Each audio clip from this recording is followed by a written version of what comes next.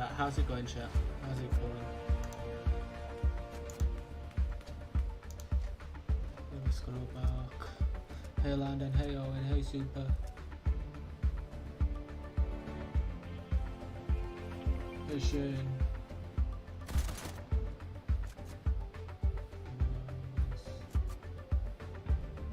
Also, hey Games. And hey Karen.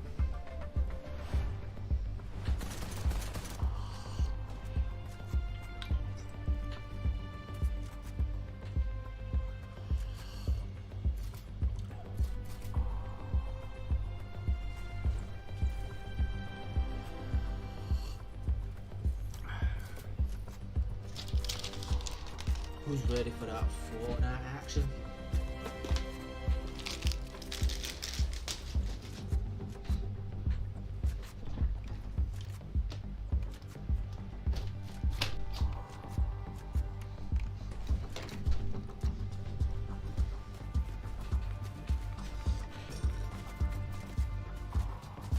Yo, Zyrox in the house.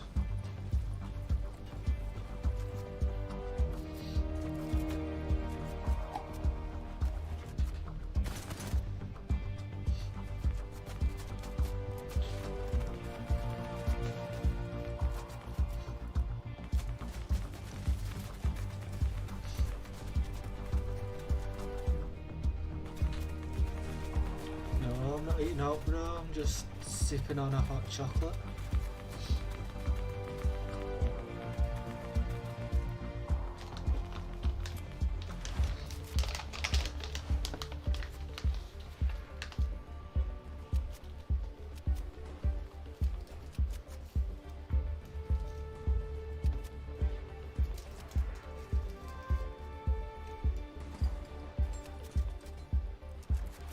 Yeah, hot chocolate.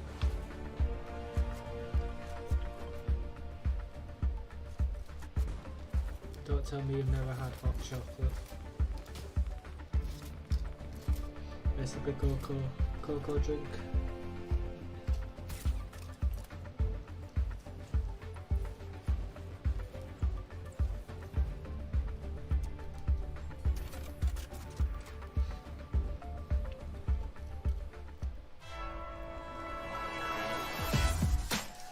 Hot chocolate is for all year round. It doesn't have to be for certain weathers.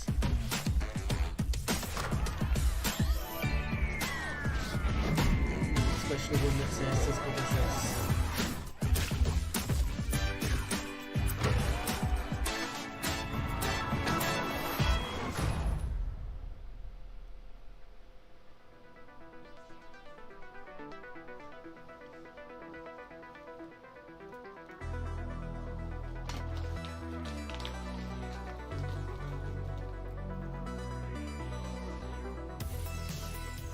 What is going on, everybody? Welcome back to the Fortnite Champion Series. It's your boy, Zeke. We just wrapped up the Reboot round over in Europe, and now we're here at NAE for another 3 games. That's right. If you've been with us since then you know how hyped these next games are going to be. And if this is your first time, strap in, okay? Because you're about to see some of the craziest Fortnite action you've ever seen in your whole life. We need friends to help break down all the action. It's Vivid. It's Adam. Boys, it's about to be that Reboot round time. How you feeling? Yeah, Reboot round time, finally. Love the addition of the Reboot round. Last season, it was absolutely amazing to watch. But today feels a little special because we don't have one Reboot round. We have 3 Reboot rounds, 3 games today where everything is on the line. A finals position is at stake. And how to get there? You need a victory royale. And that's not easy to do when you're up against players of this caliber.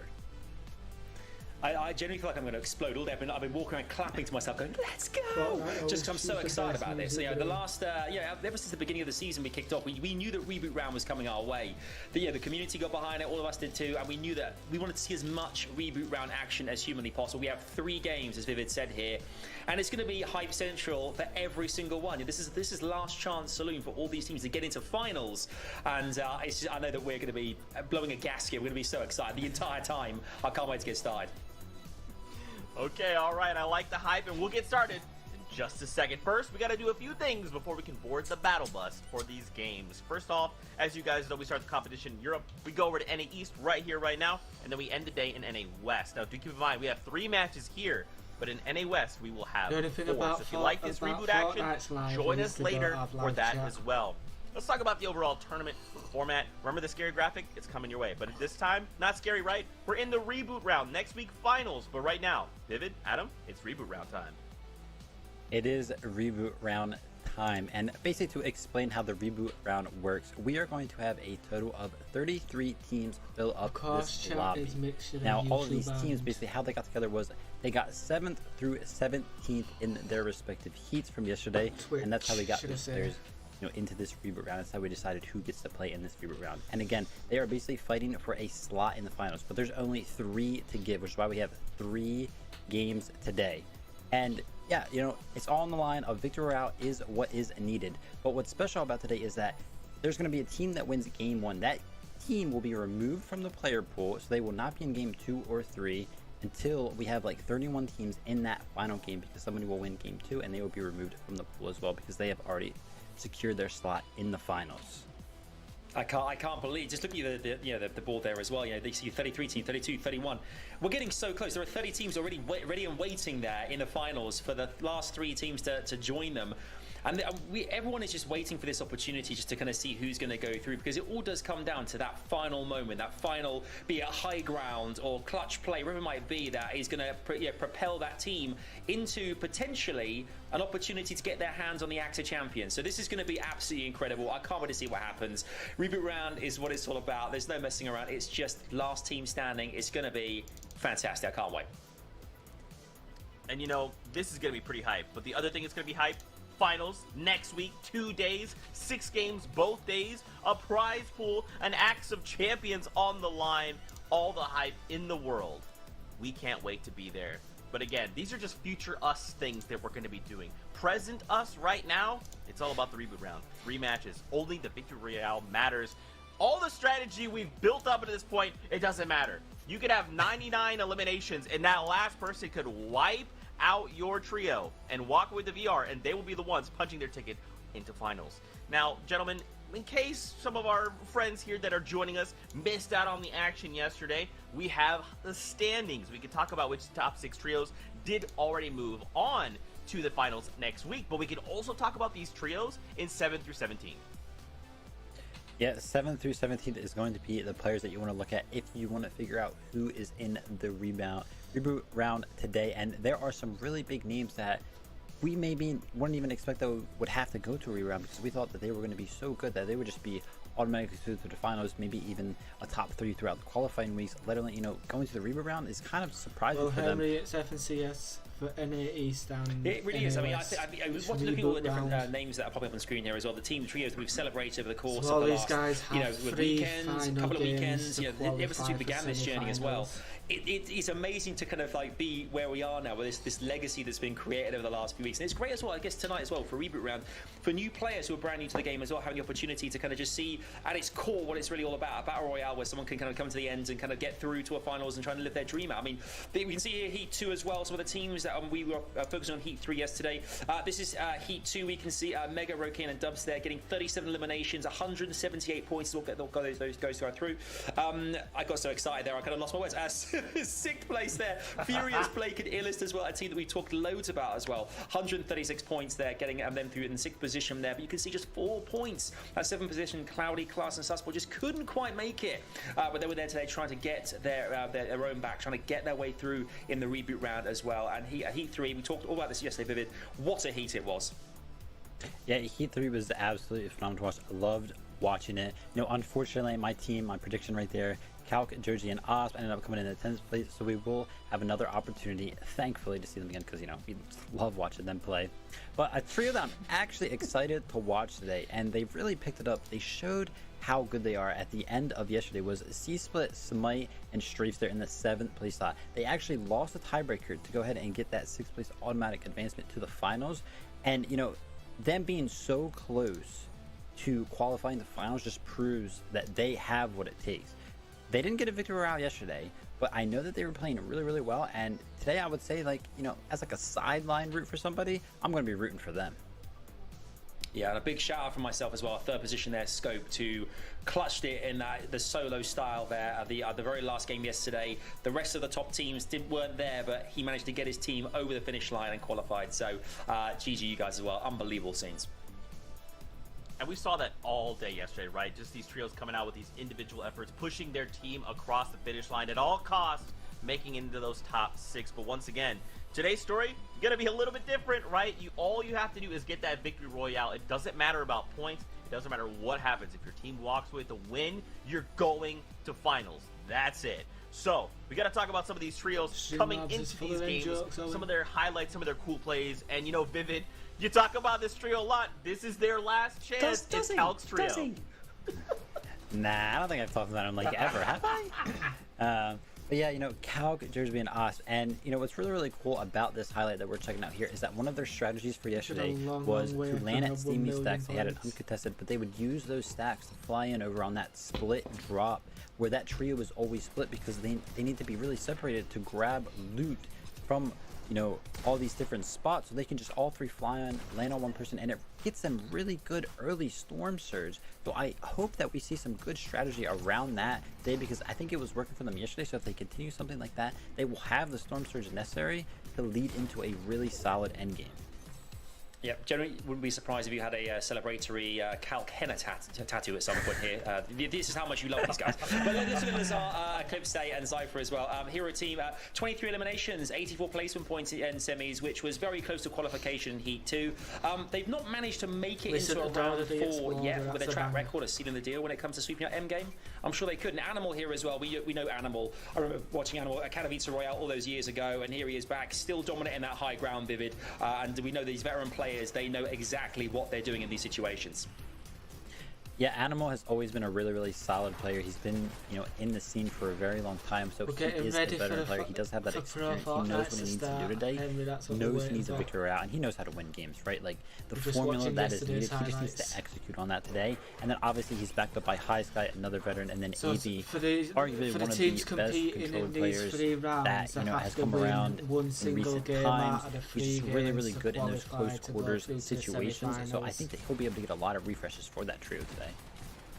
Well, yeah, absolutely. I mean, Chaotic, Strip and Al, we saw them yesterday competing in Heat 3. It was great watching these guys here. 3 top 10 finishes in semis, getting the victory royale in game 1, which tells me they can definitely survive until end game and get the job done. They've had 12 victory royales across the season of FNCS as well, so they've definitely got that predatory instinct as well to be clinical at the end game. So it's going to be great watching these guys and see how they get on today as well. I mean, they're going to work on their elimination average. I think it was 3 over the last few days, but to be honest, as we've talked about already, reboot rounds, Zeke said it a ton of times, it's all about this last one opportunity to get through it. Regardless of eliminations and averages and whatnot, it's just about winning. It's just getting the victory royale. That is what matters. Get to end game, make it happen. You're there, you're in finals.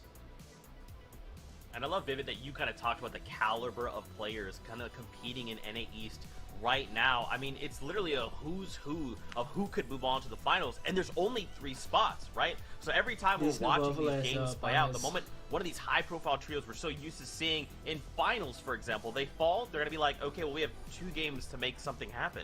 If we're not careful, we will not be going to finals in Chapter 2, Season 6, which is wild to think about, and it stresses me out like you wouldn't believe.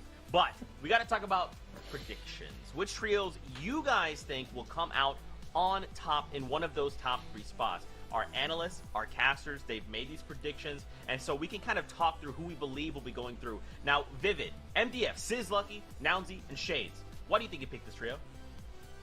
Yeah, a bit of a surprising one there, you know.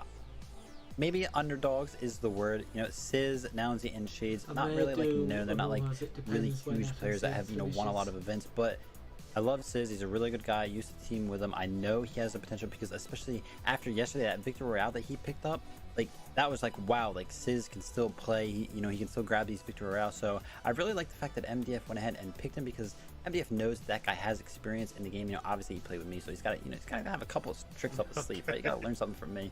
But I went ahead and chose Osp, Jersey, and Calc. Listen, these guys better not let me down today. I feel like they've let me down in the past couple weeks. You know, I keep predicting them, I keep rooting for them, and, you know, today they're going to show up. I'm going to say today they're going to show up. They're going to win the first game. He said that for the last 6 weeks, everyone. So let's see what happens. Also, Divine Stream. I'm going for Divine Stream. Okay, so I mean, this is a team as well. They've been together since I think February time this year. 4 top 5 finishes in their 6 semi-final games. But they actually only got a chance to play 5 of them yesterday, but still came out on top with like 137 points, the highest amount of points of any other reboot round qualifying team. They finished 10th overall in the last FNCS finals, so they're looking great as well. And of course, we have Sprite, Tahi, and Gabe as well, who a trio that Aussie is excited about. I know that he knows that these guys, if they can make it out of that contested opening kind of beginning, they'll definitely go all the way. They have the experience. They are an exciting team to watch, and I think he's got a lot of faith in them. Let's see what happens today. I mean, I feel like Aussie's pretty good at making predictions, but you know, look. You know what? If you want to hear from them, they can defend themselves. So it's time to go over to our casters. It's Aussie Antics. It's Monster D-Face. They will be our eyes in the sky for NAE East. Gentlemen, over to you. I had a big Sunday roast for dinner. It's not even about defending at this point. It's just about how do you pick a team right now. There is too much riding on the line, and it is going to come down to who can keep the composure. And that's why I personally leaned into the vet of Sizz Lucky.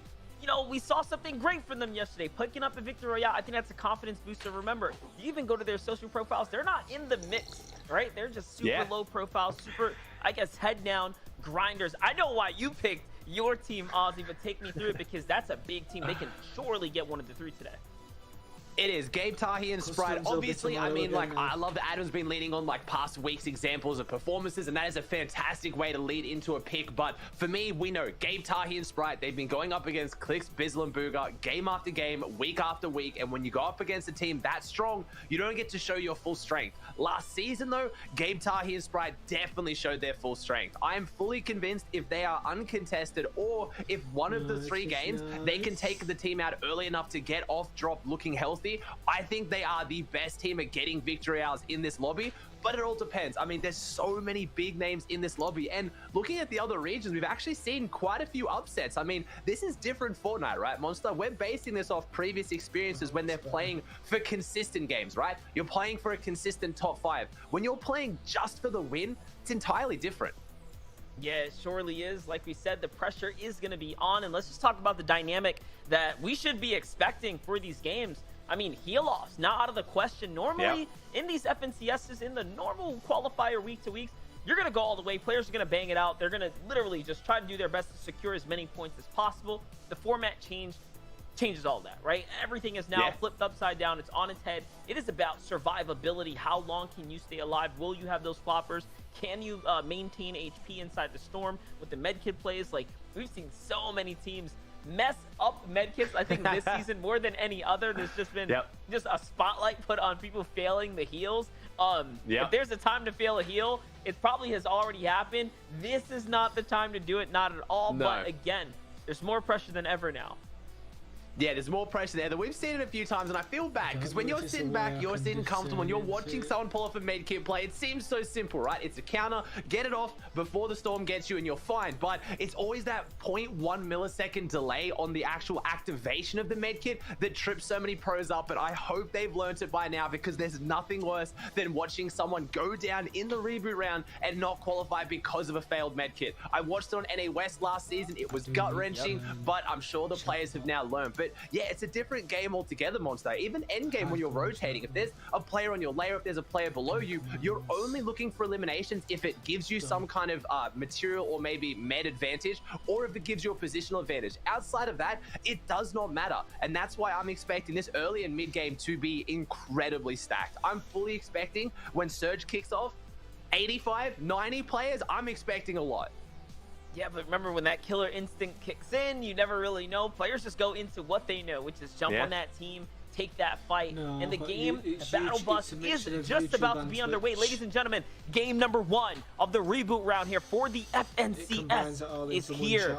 This is going to be a very, very important game, and already players are starting to take to the map here. It looks like Lazy Lake is contested. It looks like Misty Meadows has a team there. Sweaty Sand seems to be completely clear, which is a big pick for you there, Aussie. I know you're probably feeling good now.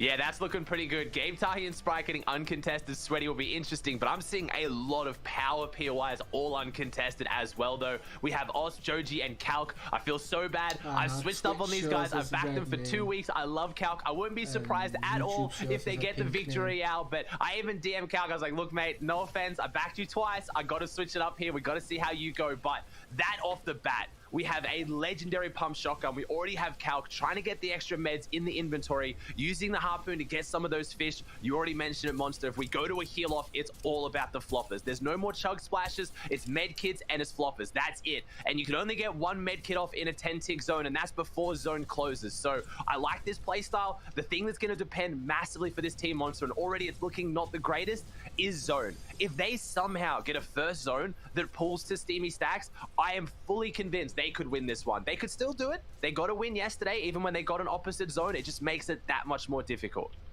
Yeah, it's going to be very, very difficult. And let's not forget, they still have to play a surge strategy where they've used their trump card multiple times. Hit the Steamy Stack, land on a team. I don't think anyone's going to be letting their guard down here today, right? Especially when you know Calc and company are inside the game. Now let's hop over to our first fight. One of the only POIs contested, Lazy Lake, and you can see Demon's just holding high ground here. Insight just wants to look outwards, right? Make sure he can keep tabs on the opponents, get the tags here, and look, they're disengaging. No one wants the battle, right? They're gonna back off, probably content with not having this fight to themselves. And in the feed, I see Ace and Divine finding their own elim, so it seems like their drop spot's also contested, and they're on the winning side. That's a pick for one of our analysis there. Yeah, that's it. Adam's going to be happy about that one, but that's a little bit scary because it means they are contested. Yes, they got a bit of Storm Surge, but look at all the builds, look at the time they're investing, and this also means if they don't win this game, they're probably going to get contested game 2 and 3 as well, and that's why this dynamic changes so much. Also, I'm seeing Calc and Joji in the feed. Monster, we're talking about, you know, Calc's team not catching anyone off guard, and I fully agree with you, but it looks like maybe the players haven't done as much homework as what you and I have because they just dropped on Chewy and Magnolia out of Steamy, so that's some easy surge for them on the board. But I was gonna say, I saw this last night in OC, you saw it a bit in EU this morning. Once a team wins and they're taken out of the player pool, that drop spot is now up for grabs, and it's a proven drop spot that just got the victory out. It's an interesting kind of development of any teams that are struggling now go there, but what happens if another 2 or 3 teams had that same idea? Now you're in a 4-way contest, which you're just never gonna win. It's why this 3-round reboot format is just so interesting.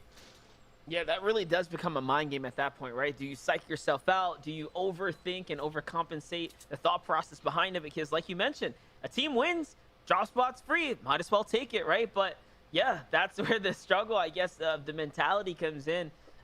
We're definitely going to see that, right? Like, hypothetically, if Caddy's corner becomes free, well, I guess not Caddy. They were just contested. They won the drop, but another drop spot, right? If Calc hypothetically takes this game 1 here, that's surely a great drop spot. And it's a big enough drop spot for multiple players as well. So should a team, I guess, at a major POI win, especially this game 1, I think it'll have the most influence on the rest of the lobby. And this is when you got to come out strong as well. I love to see Calc feeling confident, getting elims on the board early, because you're going to see a lot of teams go down to Storm Surge. You're going to hear me and Monster talk a lot about Storm Surge today. It's very simply put, it's just a mechanic in the game that you need to make sure that you are not the team in the lobby that's done the least amount of damage if there's too many players alive. Remember, all these guys are playing for a victory out. They are going to want to stay alive here. So if you see over 70 players, and we'll tell you when, that's when Storm Surge will start kicking in. Everyone on that team is going to take damage until they do enough damage to get above that threshold. So you got to look for those teams like Calc that are coming out confident and taking fights already, because a lot of teams are going to underestimate this. Some of the teams here have played a reboot round before. This is not our first season that started, but a lot of people always fall for the fact that the first game is going to be so stacked. So you need to play aggressive. You can't let the nerves get the best of you. You need to still play as if you're playing a regular game, but then when it comes into endgame, that's when you shift gears. Don't start opening the edits looking for eliminations. Just play for that victory out. But if you play the early game as if you're playing just for a win and you're not going to fight anyone, you're going to go down to Surge. Yeah, and that's the thing. You just have to play your game the way you normally would. The moment you get a little too passive, the moment you try to switch things up, that's actually where everything starts to crumble against you, and you're putting yourself in something that you haven't quite prepared for. There's no way to prepare for a reboot round, right? Like, all of your practice up until now should be to actually consistently win games. Otherwise, like, what are you doing, right? So I think a lot of players do get in their own mind, especially at this stage in the game. Yeah, I think so as well. I mean, No, it depends. this With no is mobility Reboot in the round. game too, we got to talk about the reality of whether this will go to heal off. There's These a next good 3 chance games at are least for 1, Reboot 2, maybe round all for 3 games do go to a NAEs. heal off. But I was noticing last night in OCE, not so much the case. If you get bad zones, which is definitely what happened last night, EU today, we did see heal off becoming a bit more of the meta as well. If the zones pull out of old builds, if they keep pulling max distance, or if they go up a mountain into the water, if you're forced to expend more material because there's no mobility in the game right now, like launch pads or like rifts, you then don't get the chance to go to a heal off. You have to fight at the very end. So a lot of these teams are going to start like getting all their loot together to try to play for that heal off, but quite often it's going to come down to an actual fight at the end. And I think that's what trips a lot of players up, because they are changing up their playstyle a little bit too much, like you said, Monster. Yeah, and that's the thing. And here it is, Eclipse trying to get involved right here. He does miss the gas canister, unfortunately. Could have been a big opportunity to open up some of the base there, but no, the opponents are all going to back off. Lazard, Zypha, and Eclipse have one of the better spots here on the zone right now. You can see they're split up a bit. Zypha holding the tip top of the mountain. Eclipse trying to hold players off on the side. It's actually trapped Nani and Durant there. That was a pick that I was surely thinking was going to do well and honestly qualify their way all the way through the finals. And that's the other reality of the truth here. There's so many teams that are exceptional players, but it is just going to come down to who can be the most consistent today, who's feeling it, who can tuck away the nerves, who's got that killer mentality inside of them to really just put it all here and lay it down. Let's see it though. Zypha hunting around, and look at this, the loadout not even that great for someone like Zypha. This, I guess, late into the early game, right? We're starting to transition soon to the middle of the zone pools, right? You want to have a little bit more than that. Yeah, I mean, they got forced out of Lazy Lake. They didn't want to take that fight on spawn, and I respect that. And Lazy Lake is one of the bigger POIs, and Zypha getting a little bit lucky there, talking to the NPC and getting the big pot. That is a big gift there for Zypha. But yeah, they don't really have the loadout they need, but you never know. It looks like they're going to try and play the game the way they can. The reason why I'm looking at certain teams, though, I've picked Gabe Tahi and Sprite. I really hope if we get an inventory shot here, I might see it. Yes, that's exactly what I was looking for. I'm looking for hop floppers, and I'm looking for peppers. Any of the small amount of mobility that's in the game right now that lets you play aggressively for height is going to play out massively for these teams. There's not a lot of nom craze at Sweaty Sands. It's obviously not as many as Caddy Corners, but there is still a chance they walk out with at least 3 peppers, which is enough for their whole team to use them. Looks like they do have the hot floppers. That negates any fall damage. If you use those and you're aggressive height, you don't have to worry about taking fall damage, and that's going to be the meta mostly here today. Last NA East reboot round, we saw it done by the kings of high ground. Zayt, Saf, and Stretch, they won it. They alphaed height early, they held it, and they won the game. And that's what a lot of these guys are going to be looking to do. It could be won by a low or mid-ground team, and me and Monster always coined the phrase, high ground wins games, low grounds win tournaments. But this isn't a tournament. It's about winning games. Yeah, definitely. And listen, you saw right there 5 hop floppers. It's a lot. At least within this trio here, and that's off of the 2 POVs we saw. It is a lot. I mean, you get a little kickback on the heels there, but like you mentioned, it's the bit of extra mobility. I don't think we ever really throw hop flopper fish inside the mix when we mention or list off the things mobility has to offer in the game, right? It's just one of those sleeper ones that, you forget about. But I think that whenever we get into these FNCS stages, right, and I'd say the coverage of tournaments, there's always new strategies being revealed, right? It's more like it gets kind of put on a spotlight, put on a pedestal, and now players get to pick it up. They learn from one another as much as we do when we get to watch and study over their gameplay. So, yeah, I think that can be attributed to yesterday's highlight, us watching it all kind of play out, and now teams realizing, hey, wait a second, there's some cool things we can do with this. It was actually Sparebo, Felix, and Poe. Shout out to them. That's the team. We tuned into them for just game 1 of the Heat 2, and they ended up taking it. They ended up getting top 6 and qualifying through, kind of showing up Mine and Monster's confidence in them as players, but they've really highlighted how good those items are. And I think a lot of that as well, Monster, isn't even just them learning. It's also them hiding their trump cards, right? Like, you save it for the big moments. If you got a strategy that you know works and you think that other players might not know about, I mean, we saw that quite prevalent last season with the big chill. A lot of players utilizing that in the reboot round, especially OCE's reboot round winner was able to pull that off. That's what you do. You save those moments for like the last few games that really matter. I would have probably tried to show my trump card in the heats potentially, but if they back themselves on Reboot round, then that's what it's going to come down to.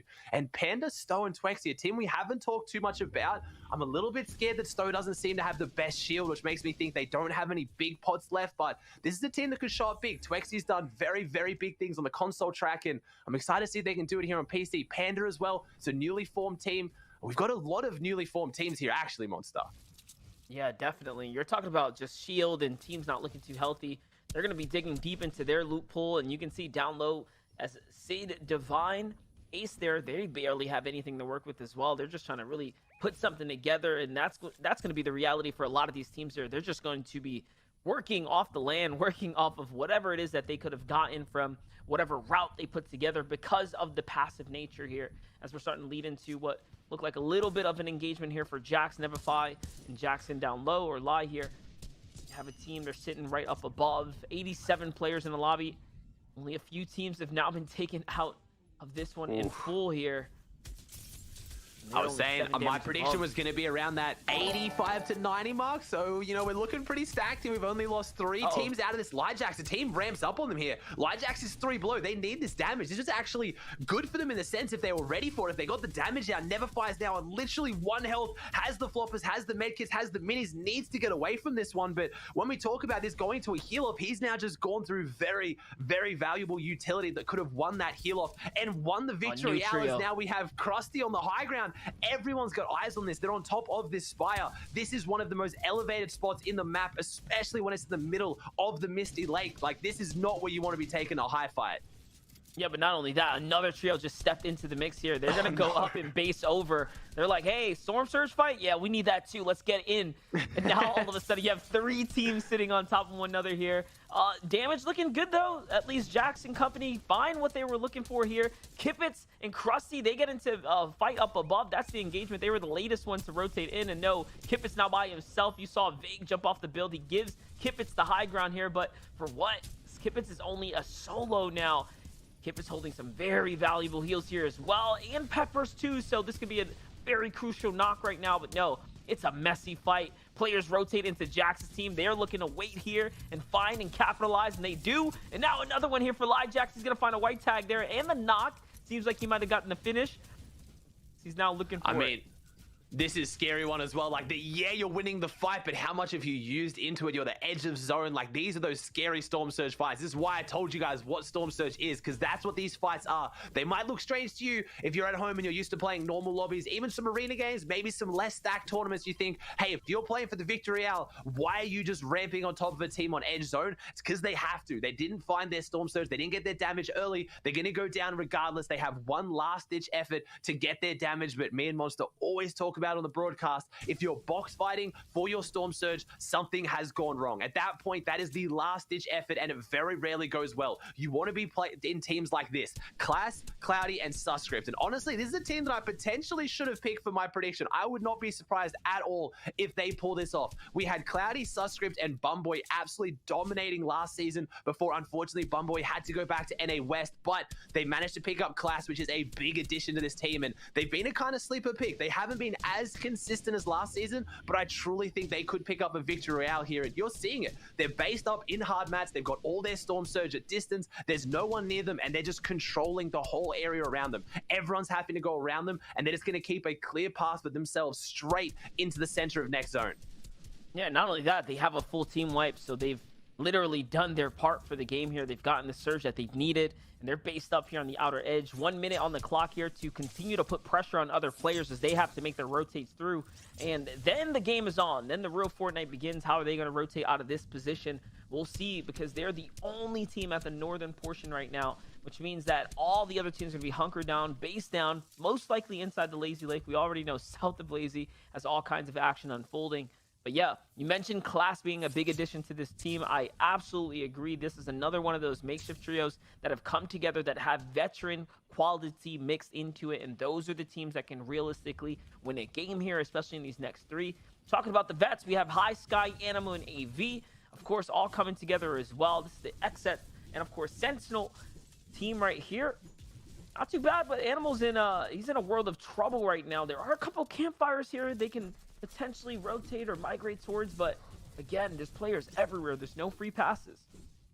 Yeah, I'd be looking for a campfire as well. I think that's trying to stay edge of third. They're going to have to go more central anyway. I guess maybe just wait the 5 seconds to see where zone goes and then start moving towards the campfire. There it is. I think Animal's going to kind of sit on that one on the way through. Then they'll go for the rotate. In trios, you're not going to see people play too aggressively off a campfire play. They even have the med kit. Interesting. So they really do want to play that medkit heal off at the end. They have 2 players low, or technically all 3 of them are low. They don't want to waste their 1 medkit on one of them getting health, so they're going to use the campfire. I like that. They're showing again, they're playing for that victory out. They're playing endgame. They're playing their game a little bit differently, but they have a full trio wipe on the board, so not too differently. This is the team that you saw contested at Holy Hedges yesterday, every single game. I think now it looks like they might still be contested, but when it comes to the reboot round, this isn't about 6 games. If you can just beat the team on spawn once and make that your game, make that your one opportunity to have the pop-off you need, which is what we're seeing from AV, High Sky, and Animal. They're ramping up here on the edge of 4th. They're banking on getting that 5th half zone. Gabe Tahi, Sprite have built up for it. We have a Perta off to the side. It's going to be about who gets this zone. This zone and the next one first rotating are the most important factors for getting a victory out. You can still overcome it with a bad zone, but if you get a good zone and you're a good team in a position to take it, it's very, very hard to dethrone that. Yeah, no doubt about it. And here it is. That 4th zone is pretty much dead center right now to the map. Everyone's going to have equal takes as far as moving in, and they only have to move just a little bit here. So all of those teams that we saw before, keeping tabs on, are now starting to make their way inside. Here's Calc, Joji, and Osto. 3 eliminations. Like we mentioned, we saw that they called Magnolia, Chewy, and Donnie's team there, which means that they got their wipe early. Yesterday, their problem was actually Storm Surge. They were having a pretty difficult time, I'd say, maintaining some of the Surge in some of the mid games, which is interesting because they were landing on teams, right? They landed, was it on Okis and company just yesterday? And, you know, Calc took to social media. He was talking about it. He said, man, you know, it kind of sucks having to land on people that you know and stuff like that. We didn't want to have to do that, but it is what it is. The only way they can get Surge. And that's why I thought, like, they were going to have an even harder time today, but got to do your homework. Got to pay attention to these little telltale signs of teams that only have a single strategy.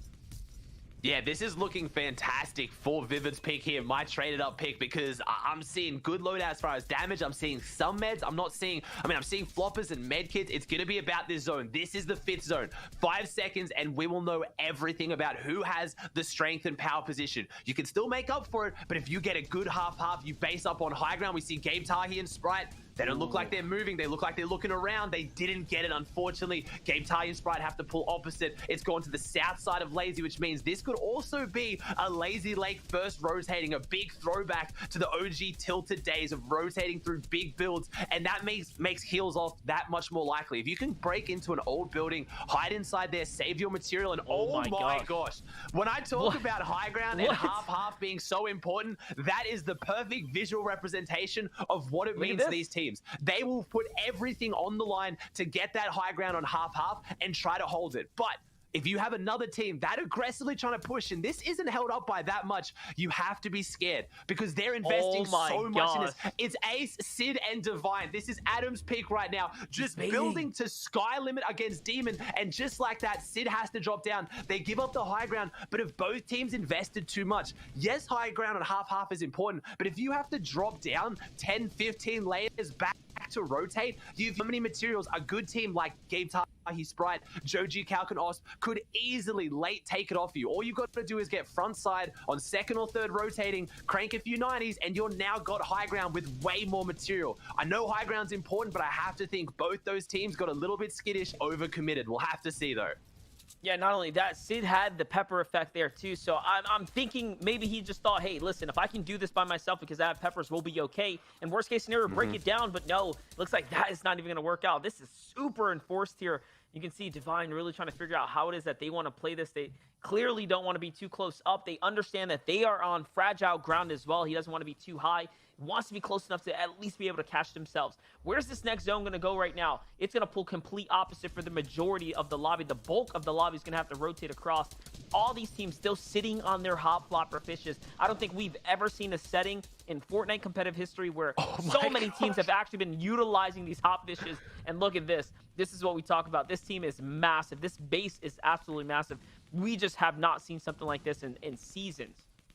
But I mean, look at it now. Predator's team is poised. This is what I was talking about. You get front side and you can poised and take it right now. Paris has managed to top off them here, but they haven't used as many materials. This team has expended a lot. But as I say, that looks like Pseudo. He has 105 builds left. They do have the Harpoon. They have the Flopper. So I was saying this was maybe a little bit too early, but honestly, I like the way this team's playing this. He's staying on the backside for exactly this. This is why they left a player behind. 2 players rotated the front side. Pseudo stayed at the back to make sure no one ramps up and takes it. Ace uses the hot flopper and jumps off the high ground. They give it up. Gabe, Tahi, and Sprite are on second height. They are looking for it. They have that hot fly. They might be able to have it. Ace goes up for it. Ace ramps from the backside. He's able to take it off them. He's up there on high ground now, but they're a duo. Sid's already done this, and it didn't work, but Ace and Divine, they are full sending it for this high ground. 35 builds, they're fighting for it. This is why you don't want to overcommit to hide early. Everyone else is paying attention to this. Teams like Gabe, Tahi, Sprite, they know this fight is happening. They know high ground is going to be weak, and they're going to try and take it from them now.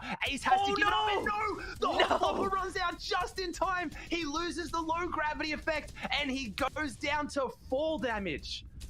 Oh man, he just mistimes it there, and all of a sudden he is down and out, and Divine is left with nothing. 54 HP. Surge going crazy right now, so the lobby's still getting lit up here. Calc now takes advantage. He is looking up. He sees the opportunity. He now has high ground. All of a sudden, Calc, Joji, and Off can actually do this. They're a full trio here coming into the end game. Tahi still alive, though. There's still so many other teams that are holding on to a dear piece of hope here.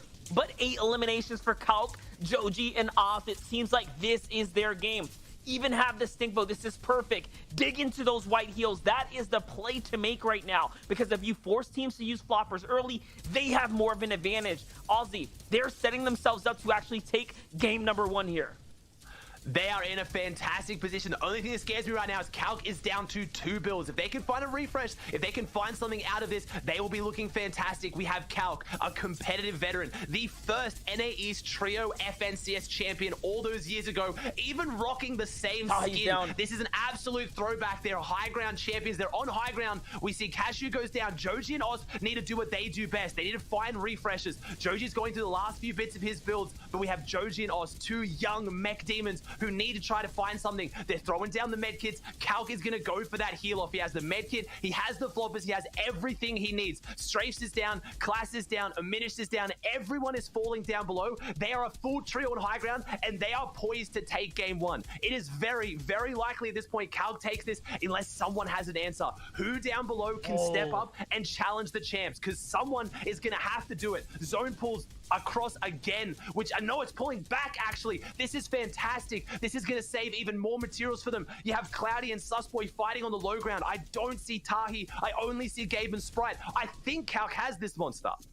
Yeah, definitely. Tahi is down. He's out. Gabe is actually clutching up down there. Last we tuned in with him, he had a little bit of HP, but there's no builds on Joji and company. I mean, they did harpoon in some stuff, but was it going to be enough here? Now we're looking at it. There are 12 players remaining, just 5 teams. They're the only full trio I can think that can actually do this all here, and they have this little mountain. They're holding the mountain here. Also, they're putting all the pressure in, but no, he's going to slip in. Now all of a sudden, you can throw this away. This is still on shaky grounds here. Teams are waiting, though, Ozzy, just lurking nearby. The pull up with the harpoon. Get up here. Get to safety. He just got pulled in. Sprite's going to sneak up. Oh, my gosh. Sprite might just do this. He caught one. There's actually no chance Sprite does this. Calc's low. He might actually clutch. Smith's full health on low ground. Sprite, there is no way you are doing this. Sprite is on the high ground. Calc is trying to fight him. Sprite has this potentially. Oh my gosh. This could be the clutch of his career. Sprite is on the high ground. What can he do to take this? He has just taken a 1v3 against the high ground team. He is a solo right now. He has every advantage. He has the builds. He has the health. Oh my God. Sprite has done it. Gabe, Tahi, and Sprite win game 1. Monster. I said I was going to throw my voice out. What have we just witnessed? No. That is not how it's supposed to happen, Sprite. You are insane. Wow, I'm speechless. What do you say after that?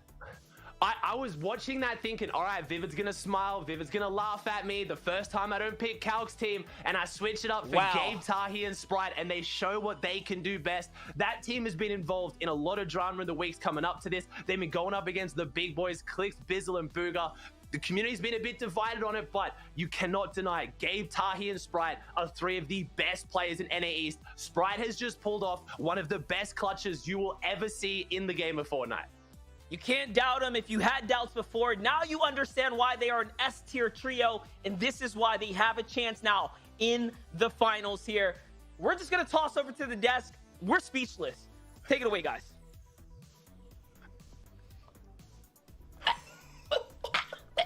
Okay. First off, NA East, you're beautiful. I love you. Second of all, okay, in the back, we're like, oh my gosh, wow, I can't believe it. We're gonna do this really dumb, funny bit where, you know, it's finally happened. Oh wow, Vivid's team. Oh, they're finally gonna have, and Adam's gonna get up and he's gonna walk around and be like, oh man, Vivid, oh, you're such a good, cool guy. No, I blocked my walk. Okay, first off, that was the most insane clutch. Like, in those moments where you need to make something happen and you put your trio on your back and you 1v3 another trio, after they do something so crazy, like, hey, I fell off this layer, what am I supposed to do? And your trio's like, hey, I've got a harpoon. Like, you didn't fall off the layer. Like, just come back up here. I've got you. I'm thinking in my head, that's it. This is the most god-tier harpoon I've ever seen. And then, you know what? Ty's like, it's fine, man.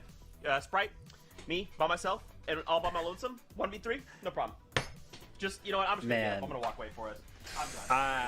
I was so happy. I was like, it's in the bag. Like, I was celebrating, and I'm watching, and Sprite's jumping around, and he's not getting touched somehow, and he wins, and my team loses.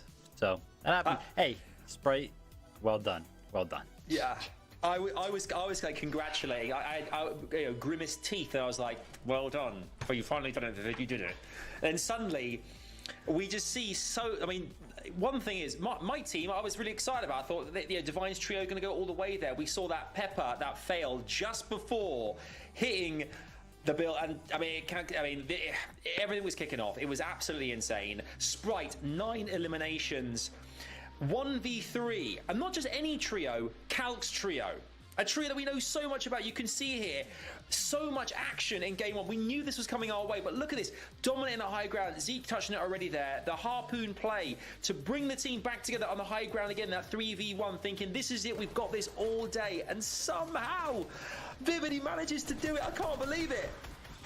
Yeah, I mean, props to Calc and Go, because honestly, the way that they played this game out was phenomenal. Like, I know that I root for them a lot and I give them the benefit of the doubt a lot, but like, it's looking good for the next 2 games that they play like that. Like, it really is. But they were patient in the early game, they were patient in the mid game, and at the end there, they waited for, you know, a couple high ground teams to go at it before they took height. They held height for a very long time there. They used their stink bow to apply pressure and just held it forever.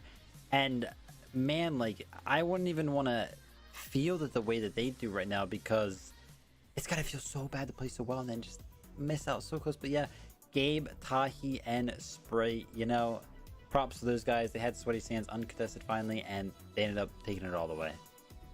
They did. I mean, Aussie was on the money there as well, you know, with Gabe, Tahi, and Sprite getting the victory royale, getting 10 eliminations as well, and the victory. I mean, that's a great. I mean, Sprite did the majority of it, but I think we worked it out as a 0.003% chance he gets all his choices correct. So we'll see what happens, but you can see their spotlight here. 10 eliminations, 7 final trips for these guys as well. A top qualifying finish of 26th, heat placement 17. I mean, they are absolutely. Before going into this, they had, like, I think I said 95 points on the lowest scores going into the reboot rounds of anyone this semi-final weekend. But we said if they manage to drop on their POI, they managed to get themselves into the next phase of the game without going down early on. We know that these guys could deliver the good stuff right when they needed to. And to think we had those two teams that we love so much have come together at the end there, and the clutch 1v3, absolutely sensational. What a reboot re-round to kick things off. Unbelievable. Yeah, that. Oh my gosh. That is how I want the rest of the games to go, because that was great. You know, we got to see a great clutch, but yeah, you know, Aussie actually, he got his prediction spot on. Donnie has a new one. Got a runner up here, and he's going to go ahead and agree with Adam. Yeah, you know, I think Divine's trio there as well. I mentioned the Pepper fiasco where, you know, jumping around. I thought that, you know, we saw one of the highest builds ever near Misty there as well. It just went on forever. It was humongous. And all of us commenting on how big this thing was, and Divine's trio somehow managed to, in a 2v3 situation, get around the back of things. I think Aces was the one who propelled himself forward to try and get somewhere else on the map. It didn't go to plan, and from there it's a 1v the rest of the lobby, and it just becomes a real kind of impossible kind of dream, really. But at the beginning, very early, I think they're the first team to get 3 eliminations as well, right off the bat too. So already that Storm Surge, getting that damage done to make sure going towards the end game they're in a much better position. So we'll see what happens in the next one. Hopefully, hopefully Aussie's 2 for 2. I get my one. And Vivid's still on a big fat 0. Wow. You know, we'll have to see. We have to see. We've got 2 more games. Hopefully, they are just as quality as we just witnessed. Actually, I hope not, because I don't want my mind to explode. It's already turning to jelly slowly, and I don't know that I'll be able to handle this. So we're going back into our casters. It's Boss City Bases, Aussie Antics. Boys, back your way.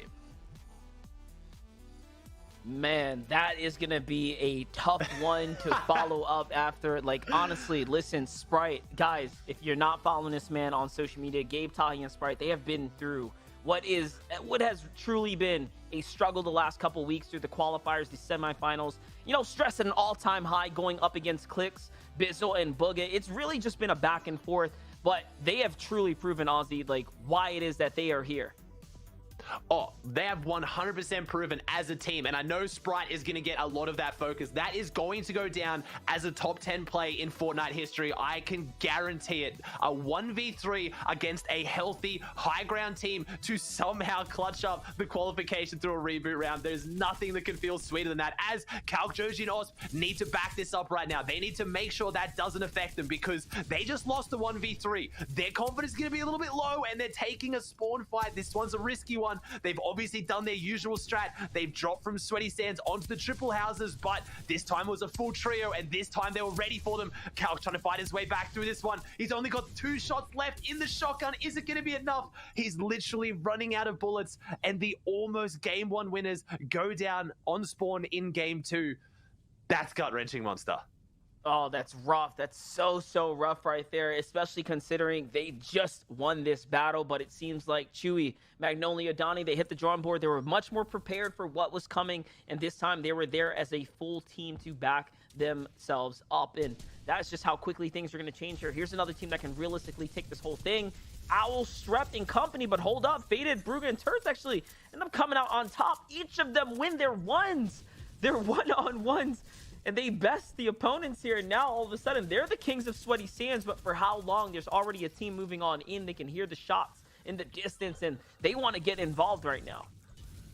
I'm going to be honest, I'm not a huge fan of this strategy, depending on how much homework you've done, unless you are just that big of a brain player that you can just figure out a new drop spot, figure out the surge routes, figure out the loot routes, figure out the rotations, just stick to the drop spot you know. Just because Gabe, Tahi, and Sprite made it work doesn't mean you will. I mean, it took Sprite literally 1v3ing the last team to win it. Yeah, There's no real POI in this current meta, on this current map, that has that absolute power performance. We don't have like a Stark Industries or a Doomsday domain. If Sweaty Sands isn't the drop, it's the players. I feel like it's so much better to stick to the drop spot you know, rather than attempting to try to get this drop spot because you're not the only one with eyes on it. That was the clutch of a century. Everyone knows Gabe, Tahi, and Sprite just qualified. Everyone knows they are the kings of Sweaty. It's now vacant, but that doesn't mean you can roll up uncontested. And now we're seeing a 3-way fight where I can't see any of these teams pulling off the same performance.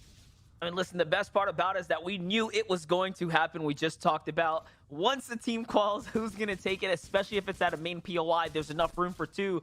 Now we have 3. Sweaty is not big enough for 3. Leo, Aviv, and Zucky, though, they rotate in late. They landed actually outside, and they come in. They roll in with some power, some firepower here. They all have shields. They have shotguns. They have everything they need. They're looking pretty good right now, as Brugge's looking a bit more worse for wear. He's got that primal. You can see he's trying to go for the right camera peek. He's not going to find exactly what he's looking for, but again, he's pinched down. They actually do not want to finish this battle. They're hoping that they can slide on out of here, but it's not looking very likely, as Zucky and crew pushing in pretty aggressively. Yeah, they're pushing aggressively, and this is not the fighting loadout. We got the primal shotgun that's been nerfed in previous weeks. We have the makeshift bow. We have a makeshift assault rifle. These are not the weapons you want to be taking early fight with, and Brugger, unsurprisingly, goes down here. Zaki gets that one. They might be able to get something out of this, though, but again, they've already gone through all the loot. They've already gone through everything Sweaty Sands really has. It's eliminations, but again, the points don't matter. But Aviv, Leo, and Zaki are now going to have Storm Surge. They are going to potentially be able to loot the rest of Sweaty Sands, maybe, and they could make something out of this. But the two teams that originally dropped Sweaty Sands, it did not work for either of them. So the story is now who can step up next. This is my second prediction. Surely I don't get 2 out of the 3 today. Divine, Ace, and Sid at caddy corners. We saw they were contested last game. They won it on Spawn Monster, and it looks like that team has decided to leave. So if they can put the Peppers to good use, like I know they can, they got a victory out in their heat yesterday. This could be the team to take it. Yeah, definitely. Anyone can take it. Sid, Divine, Ace now trying to just, you know, figure things out, come back. We saw them go for that crazy high ground battle in the previous round after winning their drop spot fight here at Caddy's Corner. That team that was here, gone. No longer there. I'm assuming it's probably one of the 2 trios or 3 trios that are now up housing the Sweaty Sands district. So, again, just proving that in reboot round, teams are going to mix things up. Drop spots are going to be pretty volatile. Nothing's going to really be set in stone. So you have to be on your P's and Q's, stay on point all the way through every which one of these rounds. And this is game number 2, ladies and gentlemen. If you're just tuning in, once again, I want to encourage you guys, you got to watch that back one more time. That game 1 was insane, but that's what reboot round's all about. That is what this FNCS format has laid out for us. A 1v3 in any standing, in any format, is going to be impressive for a victory hour, but to do it when the victory hour means so much, when it means everything. When your team came 17th place by 1 point, they tied on 97 points with 18th place. They were 1 point away from not even making it to the reboot round. They get their drop spot uncontested for the first time this season, and they get the victory hour. Like, let that sink in. I'm a huge Clicks Bislambuga fan. I believe that wholeheartedly. They are both fantastic teams, and all I wanted was for both of them to make the finals, but for Gabe Tahi and Sprite to prove they are that good is on another level of clutch. That was one of the most ridiculous games we're going to see, but who knows? We've seen crazy things happen in Fortnite. We could see a game 2 and a game 3 somehow match that level of hype as everyone else has a big clutch to try to follow up. Listen, the crazy part about it is in like the last 24 hours, I've seen 2 of the best clutches ever. Jib FN, what he did, I think during the Cash Cup, and that just went viral, was crazy. Now we got Sprite. Like this is exciting. This is good stuff. It makes me feel good because we are at the peak of moments in Fortnite, and we're literally, we quite literally have front row seats to it all. But okay, got Never Fly, we got Jax. They're making their rotate. They're trying to get back into things. What a day. So what a day. Now we have this is game what the format's 2, all right? about. 3 rounds of reboot rounds. We got to try and match that now. And again, we got teams trying to fix up their mistakes as well. Gabe Ty and Sprite came out strong. Their game plan worked. I mean, it's an unconventional one. I don't think usually a low ground 1v3 is how you intend to get your victory out. But we have Sizlucky, Nounzy, and Shades doing similar to what they did game 1. They had a decent game 1, but they need to do a little bit more. But again, a lot of it's going to come down to that zone luck. But Gabe Ty and Sprite overcame the zone luck with this one. And Calc's team is now out. So you've got Calc's team out of this. You've got Gabe Tahi and Sprite out of this. Those are 2 of the most dominant high ground teams in this lobby. If a team can consistently take high ground, and I'm looking at teams like Ace, Sid, and Divine who have those peppers to maybe, you know, overcome a bit of bad zone luck to be able to ramp up to it a little bit more, they are going to have it, I don't want to say relatively free, but those real kings of the high ground aren't in this lobby right now. The team that took high ground game 1, they've gone down on spawn. So this is going to be an interesting game. This really is up for grabs for players and teams like Sizlucky's who won a game yet heats on high ground. You just got to put it together. Yeah, that's a really great point. And listen, Sizz, Shades, and Nouns, I mean, again, they're here to play. They're ready to do this up big right now. I do wonder who else is going to try to go for height like that, right? You just saw how much teams are willing to put on high ground, how much they're willing to bank on it for the victory royale, and for good reason. Every single zone, every step of the way, we saw a team was trying to capitalize up for high ground. If it was one team, it was another team, and it just kept juggling, right? Going between hands here, but hold up, Nounsy's going to get hit with a long-range bow shot there, almost taken out of the round, just like that. That's how quickly things can change there. Tides can turn. Elims may not matter, but if you get dropped this early on a rotate, teams will pounce on you. They will jump on you. They'll finish you up, get you out of the game, try and take your loot for the road. Because now we have maybe a potential surge fight here, trying to set themselves up.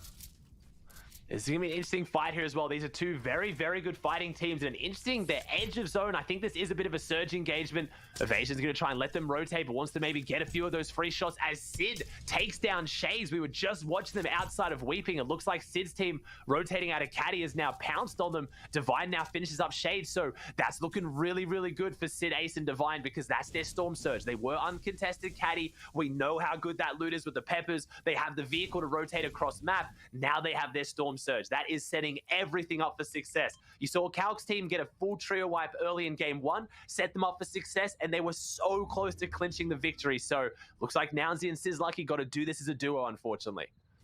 Yeah, so unfortunate. Have their, of course, their trio mate Shades there chipped off. Sid, Divine, and Ace, they're so good though in these kind of situations. You know, they were a pick of mine coming into one of the weeks in lead up. Just a team that I definitely believe in right now though. Trying to put some hope onto, again, the sleeper trio here. Keep a really low profile. Trying to see what they can do right now. Just holding up, trying to gather information right now. Trying to figure out whether or not this trio is still inside the base. Nothing here tells them that they've already moved, and there it is. He gets a little glimpse of them. He knows that the rotate is pretty far. No one wants to be stuck behind there. Only 31 damage above. He does get the reboot card. I wonder, you think they'll play for the pickup here? It's possible. It is possible, and we've seen some late reboots, unfortunately. I mean, they are going for it. It marks the lobby, but we've seen late reboots. This middle game, it's not as scary. You're in the hard match, and they've got a lot of mats ahead of them to rotate into. I think the loot's also nearby. I'm seeing an epic primal rifle. There's something to get them back in the game here. Yes, it's not completely all over, but they are now behind the surge threshold here because they've been waiting behind. You can see the team that was in front of them already looking back now. They've already realized there. It's a bright warning sign in the feed there when it says a teammate has been rebooted. It will quite show everyone who is picked up here, so they know exactly who it is. And now Sizlucky is going to be the target here. And that's why you rotate early, right? Ooh. That is exactly why you want to rotate early. You get in front, but hold up. Sizlucky put some serious shots down right now. That's enough to find the white tags. He might actually get the full finish, or someone did here. There's all the loot. Pops out. 4 medkits now. That's plenty to sit here for a little bit. I mean, everyone's still in this one. This edge zone is looking really interesting now. Sizlucky doesn't get the Cypher. They've got 3 medkits. I see a flopper there. They can maybe make this, but this is going to be a comeback if they can make this one to a victory. This is, again, the kind of game that maybe in a 6-round tournament, it's not the end of the world. You get some eliminations. You hopefully get a bit of placement, but to try to transition from this position to a victory, this is a fantastic team, but this is a very, very tall ask. As I see Mars in the feed, a team that was relatively quiet last game, and we're getting a very challenging zone. We are getting one of our very early zones pulled past Holy Hedges. This is going to be a tough one. I'm going to predict it down, Monster. 3rd zone's going to pull towards the coast. 4th zone's going to pull towards the coast, and then it's going to come back towards the land. It's just how I've been seeing a lot of these zones play out when they go that far this early. So it's going to be about who can set up towards the coastline, but then be ready to back it up towards the land. I could be wrong, but that's how I'm expecting to see it. Yeah, and I think most teams or players kind of think the same way as well, right? Usually it just doesn't land on you. It never happens, right? Get ready to move, especially when it's all tossed to water. It'll end up touching it at least once. We'll see now, though. Sid, Divine, and Ace here, though. I saw them in the feed during that whole entire battle inside the storm line. You can see they're actually just outside. They made it to the safety of the zone, but then jump on top of another team there. He gets to wrap them up, finish them up. Now, again, moving nice and early. They don't wait for the last moments. They're trying to get out early. These are the plays that are going to be the difference makers for them. And luckily, there are still so many trees here. So a lot of cover to work behind as they make their rotate. So many other teams thinking the same exact thing. Look, they're marking them. I thought they weren't going to shoot here, but no, they're going to put a couple shots down. That's enough to at least force them off too, right? Give them some spacing, possibly make them build for you. Yep. I mean, the one thing I'm not seeing there is I'm seeing the hot floppers. One of them is carrying a lot of peppers. I know it. Uncontested caddy, even with the worst luck in the world, you're getting at least 5-6 peppers, I'd have to say. And that's enough. If you have 6 peppers, that's enough to do a double, triple pepper. So you can pepper up your whole team twice. That's enough to overcome a first rotating zone or a first half-half opposite. And then that's enough to ramp up and take high ground. I'm really, really actually feeling quite confident about Sid, Ace, and Divine here coming into this game. I know it'd be ridiculous if I can predict 2 in a row, but but they are looking fantastic on this one. It's a pretty far pull. There's going to be a lot of teams, especially a lot of those northern teams, that are looking a little bit risky. And like I said earlier, with the big names out of this one on the high ground, it is going to be up for the taking. But Sizzlucky and NAW still holding on. Honestly, I respect the effort. They're not going down without a fight. They know it's going to be a hard position to get a win out of this. They're still playing their hearts out, and I have to respect that so much. Yeah, no one can give up after you just watched what Sprite did anyways, right? Like, that'd just be illegal. You can see that, you know, even by yourself, if you got what it takes, you can definitely pop off. It's all about that well-timed execution and hitting your shots, most importantly. Sid, Ace, and Divine, though, now they make it to the zone, but they're sitting right on the edge. They didn't get really far beyond just, you know, getting safe, if you will, which is kind of unfortunate, right? You really want to give yourself a little bit more distance. So unfortunately, they are just hoarding, right, with the pack here. Everyone moving together. They get more southern, though, a bit more center, and luckily it doesn't pull that far. Okay, so this is going to be a pretty favorable zone for the most congested side here. There is a couple of players already in there, though, and the one little mountaintop already housed up as well. So not a terrible zone, but better than what it could have been, right? Better than going all the way to the waterfront. Yep. Better than going all the way to the water, but I'm actually noticing maybe they did just get horrendous luck. I think we just had the POVs of all three, and I didn't see any peppers. I don't know how that's possible out of catty corners, but they still got the loadout to make it work, so we'll have to see. AV, High Sky, and Animal, this could potentially be their game. This is where you got to step up and handle the pressure. If you're dropping a drop like Holly Hedges, and you get first and second zone at an area of the map that almost never gets zoned, you need to make it count. That is the game where everything matters. As we see Chewy, Magnolia pushing in on a fight here. This has to have been maybe a bow headshot or something. This was a long-range knock on a D-Roller, and they've pushed in. D-Roller and Vix go down.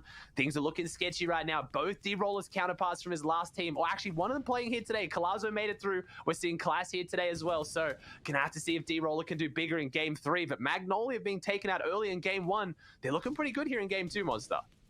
Yeah, but the team looking the best right now is that high ground team right in the middle of Leo, Zucky, and their third. They're just right there, dead center right now. They get to see everything that's going on.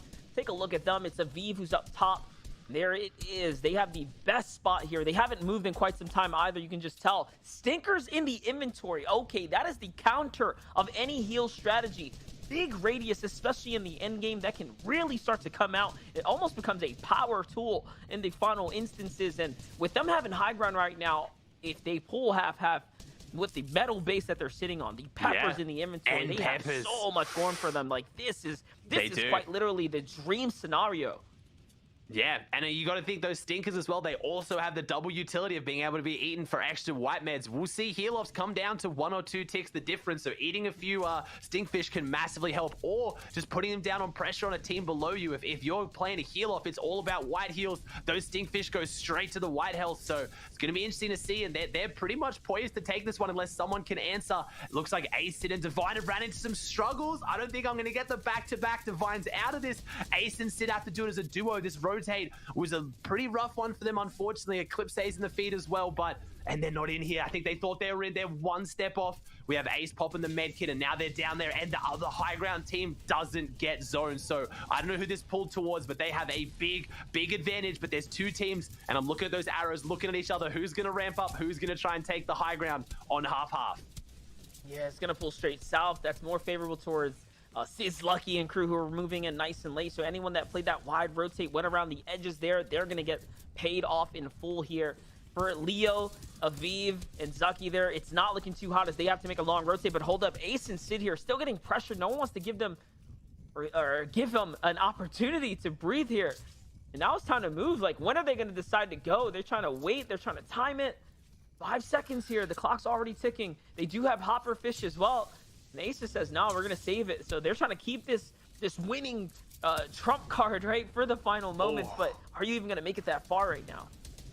I mean, I respect it as well. You got to play for the win. If you use the hot floppers yet, now you're a little bit further in, but unless you get a big refresh, but at the same time, if you go down now with them in the back pocket, you've always got to ask, what happens if we use them? It is Fortnite at the end of the day. Anything can happen. All you got to do is find a knock or an elimination onto a team that has mats, maybe has some peppers, and you can pull it back. It's a duo. It's going to be pretty tough, but Ace is still fighting this one out. We saw it with Sizzlucky's team earlier. Everyone is playing this one to the last breath as Sid goes down. It's now Ace as a solo. I feel like, I don't know, Calc's out of this one, so Adam can't, you know, taunt Vivid too badly, but, you know, Adam's going down here as well, so I think everyone's losers right now with the predictions, but who is going to be the winning team as Cobalt goes up for it? And then we do have Kippets on the low ground on front side. Remember, last game was won by a low ground team. Yes, it came off the back of a ridiculous 1v3 clutch, but you can't sell short how important it is to not be the first one on height, it's to be the last one on height, as Twexy, Stowe, and Not Panda get it, and they got to pressure this team off. This is it. This is one of the big moments right now. This is massive. They've gotten high ground, but they've managed to do it without having to fight anyone for it. As long as they have a bit more material on Twexy and Stowe, which I hope they do, this could be your winning team right now. Yeah, and they did a good job, man. Panda stays on the defensive there, really puts out the pressure to the builds. And now all of a sudden, I think they have it pretty comfortably here. A lot of distance between them and the opponent. And even now, look, trying to pressure the enemies off those second layers. They don't want anyone close nearby. Stinkbow in the inventory here, again, just raises it in value in these endgame instances here, especially. Now, though, time to put that pressure down. This is where the Primal is just really not so useful, right? And look, there's teams down low trying to pressure out their high ground. They're probably going to have to reinforce here soon. This is still not a free game by any means for this team now. 6 builds left here onto Panda. I have to assume that his teammates are probably running thin too. As Stowe goes down, oh no, he gets caught out. He gets broken off the builds, and he actually had all the material there. 34 builds, and now Trap and Crew sneak on up. They take high ground. Durant's on the backside, but Magnolia, he sees the fight too. He cranks to the front side, and now it's his height. Oh man, we're exchanging hands here for high ground, and Magnolia's Trio's now the next team up to potentially take this all home.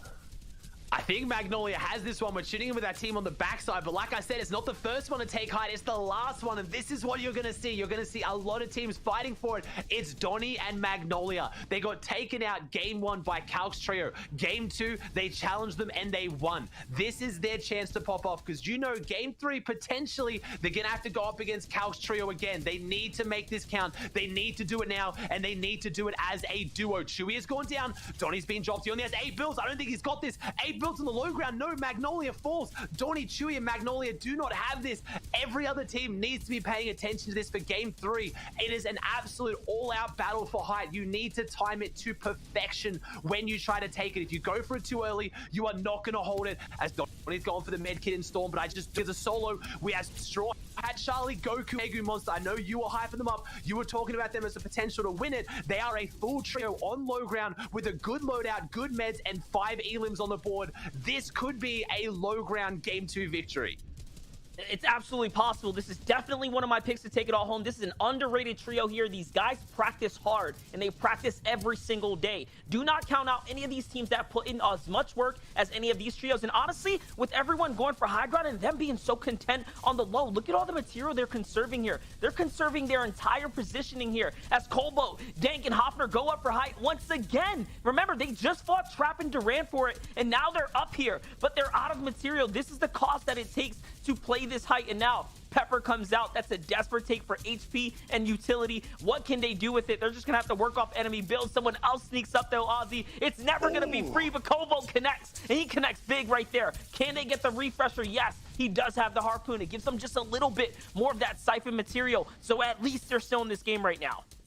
And Zone keeps pulling across, which is hard for them because they're running out of mass, but they got a little bit more. They're holding on. Hoffner goes down here. It's Dankline and Cobalt. Remember, Spegu's a full trio on the low ground. It's Spegu who took down Hoffner. We could see a low ground team overthrow high ground. You don't see it often, but when everything's on the line, when it's the biggest stage, that's where you have to step up. Spegu, Goku, Charlie, what can you do? My God. It is a 3v2. You have the numbers advantage. Goku is weak though, and they have the stink bow. If Goku takes 1 or 2 ticks, he will go down. Dankline's on their builds. They don't have anything. This is going to go down to a shotgun off. This is going to see who has the nerves of steel, who has the aim, and who is going through into the finals, because Cobalt is desperate. He's out in Storm. He's taking so much damage. He gets the shot. Spegu though. Dankline and Cobalt, they're playing together. Charlie on the low ground. Charlie on the high ground now with the hot fish. One shot left. He doesn't have it. He does. It's 38. He steps around the corner and he takes down Dankline. Goku, Spegu, and Straw Hat Charlie get the 10 elimination victory out. I know elims don't matter, Monster, but they dominated the low ground. It's just so impressive. It's so impressive watching teams battle it out. There's different strategies being employed here, but again, consistency. We talked about playing your strategy, play your style, and they do just that. They stay low, they stay consistent, they make it to endgame, where if everyone else is battling for high Aussie, they're running thin on material. They're looking a lot more worse for wears, right? Especially in those last games. Yeah, I mean, if that zone went back, potentially High Ground could have maybe held on to their materials, gone back over old builds and kept up the pressure, but maintaining as a full trio on front side as being pretty much 100-100 until the very end, that is so many levels of impressive, but it's going to change up the story for Game 3 now. We've had a 1v3 clutch in Game 1, which was from the low ground. We've had Game 2 win from the low ground. Who's going to maybe just say, hey, we have all the material, we have all the meds, let's just hold it down here and then go for it late, because anyone who's full sending early, they aren't winning right now, Monster. Yeah, no, they're not. But you know what? That's reboot round number 2. Wraps and written down. That's how it's going to unfold. We're going to toss it on over to Zeke and the boys, though. Tell us what you got, guys. Man, a new challenger approaches. Goku did not go Ultra Instinct, but Charlie sure did. Yet again, we're seeing this, guys. Double-digit eliminations in the reboot rounds. Now, keep in mind, the only thing that matters is the Victory Royale. They don't need to go out of their way to get all these eliminations, but they sure are doing so. And this is a brand new team that I'm unfamiliar with, at least on the Goku front, is now punching their ticket to finals. I mean, that's what you like to see, Vivid. That's what you like to see. Yeah, I love how Aussie pointed out that basically anybody that's going for high ground right now is doing a really poor job of closing out on the games. You know what I mean? There's a lot of people going for height, and they're each using so many materials, so much of their resources to either defend it or take it, that they don't really have anything to back it up when it comes down to the situations at the very, very end. So these people on the low ground who are picking up all these elims, they're healthy, they got all these mats, and they just close out from the low ground. Yeah, absolutely spot on. I think what's really interesting as well, random stat for you, looking at the points from yesterday as well, the only other team, aside from Tahi's, our trio, the first reboot round winners there, that got 95 points, Goku's trio. How crazy is that? Bit of a random coincidence there, but hey, just a little stat there for you guys at home. That's what we're here for. Being spot on, yeah. It was incredible. I mean, I think we're so used to seeing high ground be the dominance there, but low ground came through and clutched it, got the win. Yeah, I'm just so shook by that last game. We got to run it back and relive this moment.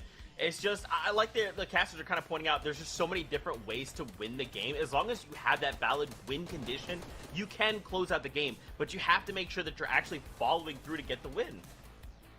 Yeah, the huge thing here is that Goku, Spigu, and Charlie, as you can see from that POV there, they are just so far ahead on that low ground. They're claiming everything at the front of the zone. They are making sure that nobody can contest them on that low ground, basically. So they have all this space to work with.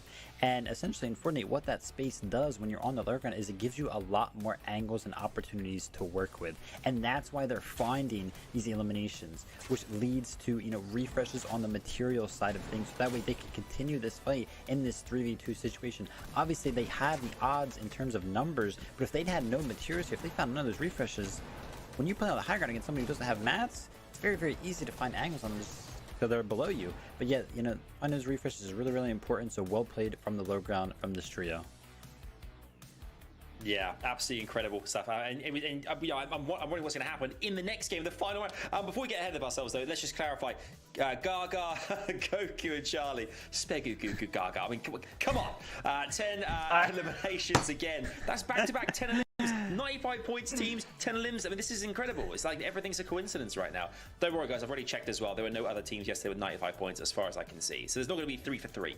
But yeah, what a fantastic opportunity for these guys. We're going to finals as well. So as you mentioned, Zeke, a relatively new team that is now getting an opportunity to go up against the best of the best in FNCS finals. They'll be joining the other teams next weekend. And there is only one spot left. But speaking of spotlights as well, this is Spegu, Goku, and Charlie. They are the ones we're going to highlight right now. 10 eliminations, finals trips, only 2 finals trips.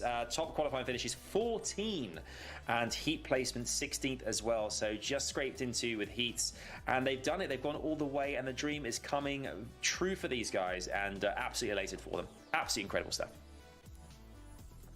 Man, I'm very excited to see these guys make it into finals. The question becomes, though, can Straw Hat Charlie, can he find that one treasure that they're all looking for, the Axe of Champions? I mean, we'll have to see, boys, but you know what this means. People only got one game left. One final chance. There's only one spot available on the battle bus. There's 31 teams trying and vying for this one spot. Dreams will be shattered after this game. I don't, like, the stress levels just continue to rise for me. Like, I left EU with a stress level. I came into here. The stress hasn't come down. Later, I'm going to go into NA West. I just want everybody to win. You know, I want everybody to be happy. So far, though, these games have not disappointed. I'm just really scared going into this last game to see, like, how this could go. Because, like, Vivid, for you, Calc and his trio, they made second place game 1. Game 2, off spawn. Like, anything can happen in these games, man. Yeah, they are sticking with their strategy. Hopefully, they do the same thing in game 3. And, you know, hopefully they just execute on it a little bit better this game. I'm just sat here absolutely buzzing. I can't wait. I just can't wait. I know. Well, guess what? We don't have to wait much longer because it's time. We're going on the battle bus one last time in the reboot round. MDF Aussie, back over to you. And here we have it. This is going to be the last game of the reboot round here for NA East. Oh, man, we've seen some really exciting games. Listen, Aussie, you have a pick on the board for Gabe Tahi Sprite. I have a pick on the board for Spegu, Goku, and Straw Hat Charlie. But now there is only one team left that can actually pull through all the way. And the question remains to be answered. Who will it be? Look here, just judging by the drop spot volatility all over the map right now. Craggy Cliffs, triple contest. Coral Castle, double contest. No one at Holly. Like, there's no prep anymore. How do you prepare? And Sid, Divine, and Ace leaving caddy corners that could have potentially got them the win and going over to the Spire. I guess they potentially thought that Owl's team wouldn't be here because Owl's team went steamy last game. I mean, sorry, sweaty last game. So I don't know, things are changing up, and here they are. They're now here, center of the map. They want to see if this drop spot could work for them, but Owl, Chaotic, and Strep have this one won. Things are looking pretty bad for Mud and Adam's pick here. Sid, Ace, and Divine are on the back foot, and I can't see them getting their way back into this with 2 blue makeshift assault rifles and a green makeshift bow. That is not the loadout to win a 2v3 with. Yeah, definitely. Listen, and they're already down a member, right? So this is pretty rough for them.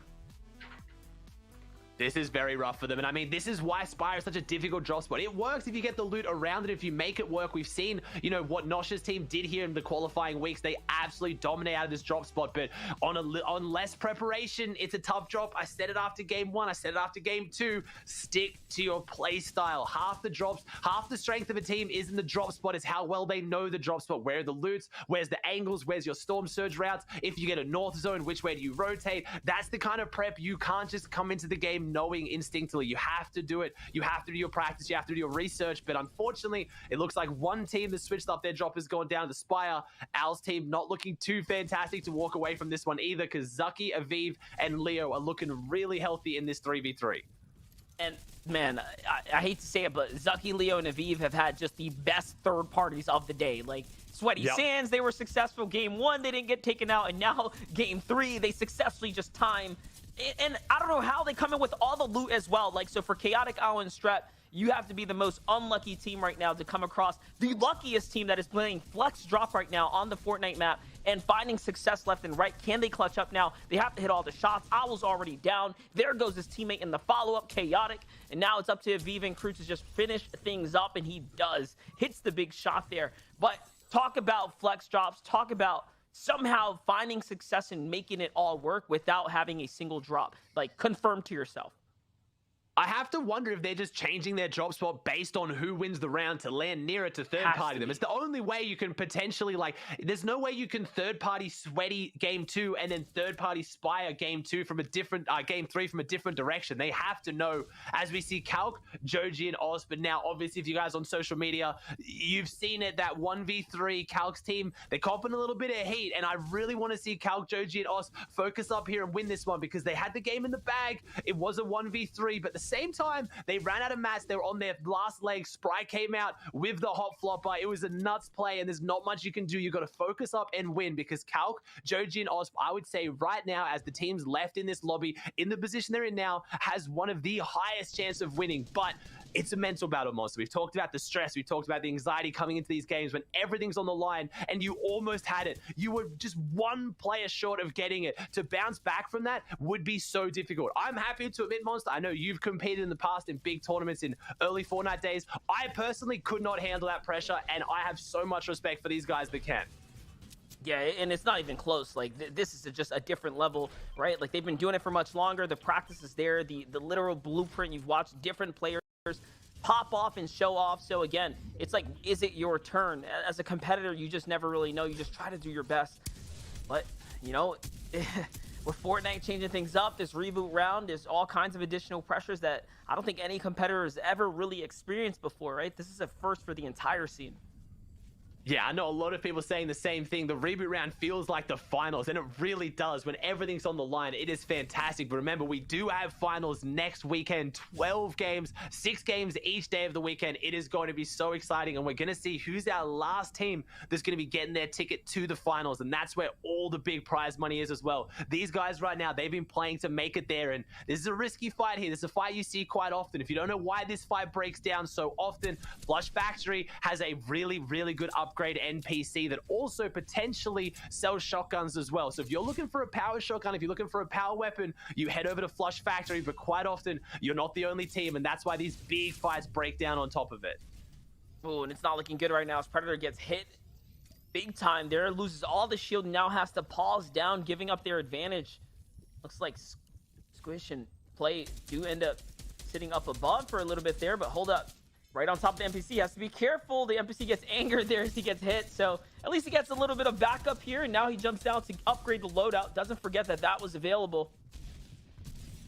Swinging back around, upgrades the no, loadout like I was talking about. I mean, that's why they're all here, but I mean, it's a 2v3 now, and again, we're playing for the win, guys. We're not playing to win the fight, we're playing to win the game. Someone's got to end this one quickly and get out. They're in zone, but they got to start getting some loot out of this one as well. Surprisingly, these teams are looking pretty well looted. One of them could make it out of here and potentially pull something out of this game, but that's what I was expecting. Again, like I said, a lot of teams rotate into Flush Factory for the upgrades on their way to their actual rotate paths. You now see another trio heading over from Misty direction, heading in from the east, and they're rolling up onto this fight, and you've got to imagine it's Yuz's team who has the loot advantage coming into this fight. Yeah, and you know, this is not a draw spot that you can take these long fights on.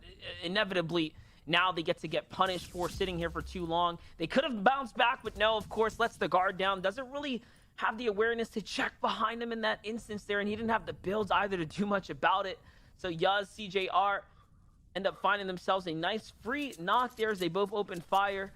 Doe, Crispy, and Vague, they're trying to decide, okay, there's definitely a team here. There's surely an opportunity now for us to try and slip on out. We don't want to be here much longer. Remember, they have to play for the win, not just winning this battle, but the entire tournament. So it's time to get on out. Kind of take the L here, forget the mask, forget everything, and hopefully distance yourself. I mean, there's 3 teams at Flush Factory. I can't see this going too well for any team except for maybe Yuz's. Yuz's team pulling up late. They got some Storm Surge. They haven't really invested any material into this. We're seeing even the Ghost Mushrooms thrown around now. One of the main utilities you get on this area of the map outside of Slurpee. They do luckily get the zone in.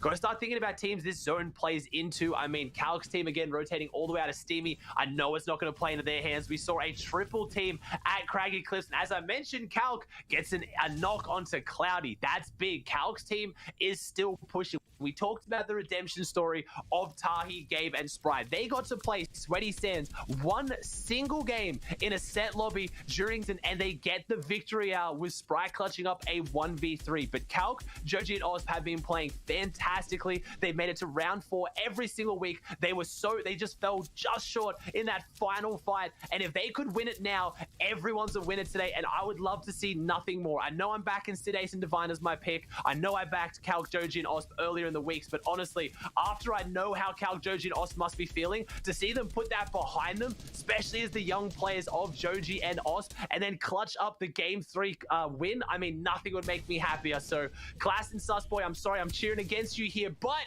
you guys are fighting well. Osp has now taken a big shot, and they have to back off this one.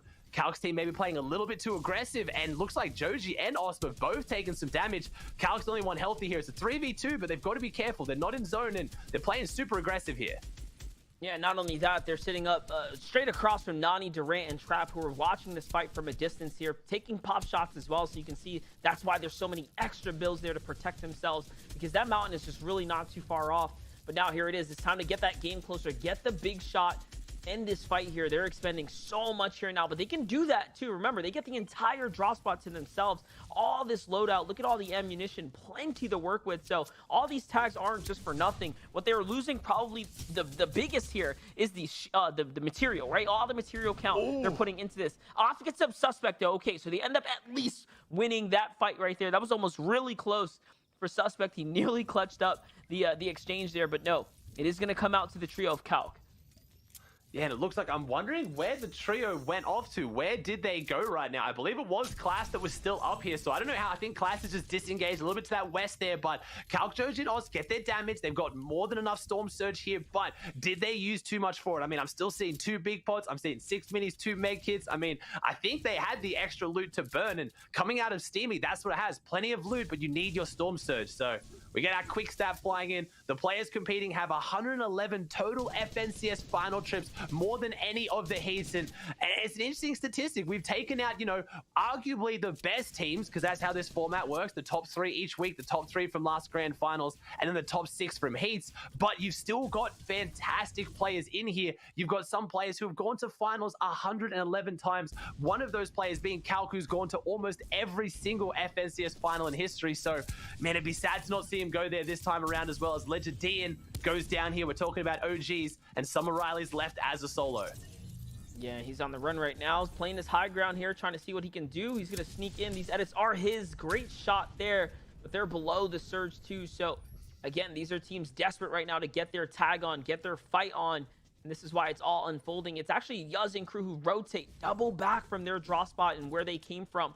And now that's just how that's going to end up playing out here. Summer Riley has to make a move. 23 damage above the surge. He gets tagged from behind, but no, that's another completely new trio looking inside. And of course, they have the limited information right there. They're not too sure. Is this a solo? Is this a trio? What's happening here? So they don't jump on. He actually gets lucky. He gets lucky. That kind of broke apart the fight. But when you think about Reboot Round as a solo, I mean, he's lucky to live another day, but you can't see getting the victory out of this one. But again, I can't say enough about how much I respect these guys' competitive integrity. Everyone we've seen today as a solo, as a duo, at the very end with nothing left in the tank, they still keep pushing forward and keep fighting. Sizlucky's team last game was doing it as a duo. I mean, we have Class now disengaging as a solo, trying to pull something out of the game. You've got to respect the determination to try to do something to clutch up a Game 3 Reboot Round victory out, even when you must have a 0.001% chance of doing it as a solo. Yeah, for sure. Here now, though, again, I mean, yeah, like I said, lucky to see another day. He's trying to grab the cards, though, to see what he can do from there onwards. So, you know, if he gets the reboot cards, if he manages to rotate out, maybe something can happen, but pressure's on. Contemplating now of whether or not sneaking up for high ground and potentially taking a sneak on in, but no, they're aware. They saw the fresh builds. They're peeking him here. Is this him throwing in the towel at this point? He's going to the shotgun battle. He gets dived on. Tack upgraded as well on the other side of the wall. There's no way you're winning that one, buddy. Sorry. And there it is. This is the last and final game of the Reboot Round here for NAE East, guys. Don't forget it. For every team that falls now, their hopes and dreams of make it to finals are now over. They come to a pause. They have to get back on the practice. And of course, watch from the sidelines. Got to get back in. You got to figure out what went wrong as well. You're in the Reboot Round. I mean, certain teams like Gabe Tahi and Sprite, they proved that they didn't deserve to be here. Some of these other teams still have to do that here, as well as High Sky and Animal light up the feed a little bit here. Perto and Diminished also lighting up the feed. Things getting a bit aggressive now as Storm Surge is kicking teams into action. 72 players alive. We need 2 more to still go down to get below the Storm Surge threshold, and third zone is closing. So this game, even right to the very end, has stayed stacked. I said that the first game was going to be a bit stacked as everyone came out a little bit slow, a little bit shaky, trying to, you know, feel out the ground. Everyone's felt it out now, but They're still playing for that victory. At the end of the day, as Class as a solo gets found out here. And no, this is D-Roller onto his old trio mate. I don't know if that feels good. I don't know if that feels bad, but it looks like Class is going to be saying goodbye to finals. D-Roller's got a chance to go there and meet his ex-trio mate, Colazo, who managed to clutch up the 6th place yesterday in heats. I mean, we didn't watch that one, Monster. It came down to them getting contested at Flopper Island by a full trio, and they managed to wipe the full trio. I know we watched on the tail end, but man, such a big clutch, and I don't know. You got to imagine it feels bad running into your old trio mate, taking him out as a solo, knowing that means they're not going to finals. Yeah, definitely. But hey, listen, it's a dog-eat-dog world. We'll see how it all ends up folding out for everyone else. Each of these exchanges definitely means so much. We already know what's at line, what's on the line, what's at stake here. 3 elims though for Animal, High Sky, and AV now. As again, it just sets them up a little bit further to do something big here. I really did Osp goes down. put this on. Oh, is that Osp going down now? Osp goes down, Another but I don't know. big Sorry, elim. wants to cut you off there. Yeah, I don't know if that's going to be maybe a finish. Maybe it's the knock and they get him back up. At least go down in the feed, but I'm not seeing any capital. I don't know. Maybe they're not finishing him off. We'll have to see more. Sorry, Monster. Continue your thought, mate. Yeah, but no, I was just saying, I really do feel like, you know, it's gonna come down to the vets. It's gonna come down to the vets. A team like Animal, AV, and High Sky, they can absolutely do it. They have peppers in the inventory, the elims already. So this is a team that now, looking at things, the way things are unfolding, they can take advantage of this. This is also ending on a mountain, right? This is where the veterans also come into play. This is very, you know, you got to know how to play these games. You got to know how to hold these high grounds and do this right. There's no room for error here. This is the more difficult time. And before this tournament kicked off, we were talking about it. I said, man, I hope we don't get a nightmare zone. And you were like, hey, you know, I don't know, man. I was like, I don't mind too much. We saw it last night, OCE Game 3. Not this mountain, the one across towards Caddy happened, and it went way down to the depths, all the way to the very bottom, down to the crypts, as you like to say, Monster, on the coastline. And it was exciting to watch, and it was the team that banked on that went all the way down to the bottom, was Kunai's team that ended up qualifying. So it's a tough zone. It adds a little bit more luck, but it adds that little bit more, I don't know, spice and flavor to me. We have Yuz up there on the top. You're talking about the veterans, and I fully agree. Veterans do have the advantage here, but Yuz, a young demon I've been watching for a little while now, actually came out on top of Misfits' qualification run. He ended up joining Misfits through their solo kind of qualification process, clutching up big. So he's on the high ground, has the peppers, has the god loadout. They could maybe pull off an upset, but all eyes on Sizz Lucky, obviously Vivid's ex-trio mate that I know he didn't pick to win it here today, but he's definitely backing to hopefully clutch this one up. We'll have to see. Yeah, and they're looking pretty good as well. Set up power rifles in the inventory and everything else in between to work with. They're the only team that's actually this distance out, though. They have a really interesting position here. This is a position that can get themselves fully focused. They are quite honestly exposed to the rest of the lobby, but you know, it's spots like that. It's taking high-risk positions like that that can definitely pay off if the zone ends up pulling. Osp, Calc, and Joji, though, we saw Osp go down, but it seems like he was picked up, saved in the competition, so he is back and here still running it. They're on the side of the mountain, not at the top, not at the bottom. This is an okay position to be in, not a great one. Plenty of enemies everywhere, halfway through the material count, but they do have peppers this time.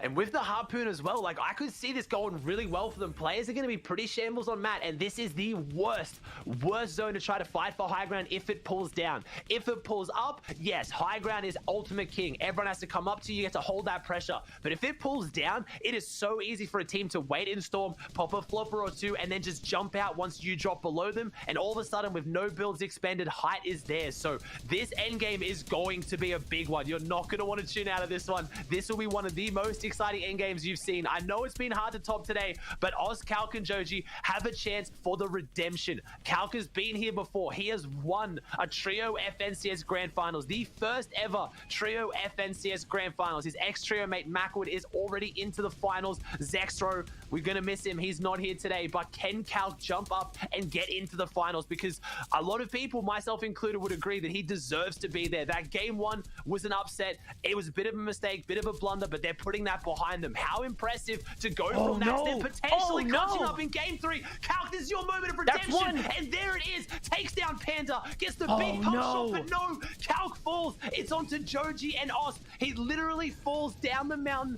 Joji and Osp are in the builds above, and he falls onto onto Eclipse, they're gonna Zypher, save him. and Lazar, but No Jojinos, way. they're not giving him up. They're going for him. Eclipse didn't know. Eclipse's team didn't know they had a player on there. If this is their build, they can get the revive. They have the medkit, they have the minis, they have Wow. the peppers. Hope is still alive, Monster. There's no way. There's no way they actually get the save right there. Cal gets picked up. Shout out to Joji and Oz to play for the savior. I would pay to hear the communications on that one. It must have been incredible there. But hey, he's still in this game, and the team jumps in the box full on crazy mode, probably for surge tags, because you mentioned that this is a rough place to fight, but some teams will have to fight, and it's inevitable, right? And now look at this, the zone pulls for south, it's going to the coastline. You called that it might go to the coastline, and now it is, and you called this as well. You have to get off this high ground. You cannot stay up here. You cannot branch out. There's going to be so many teams coming on down now. Eclipse pops the hop poppers. Yes, and that's it. Those teams are jumping out. They're off to the races here, but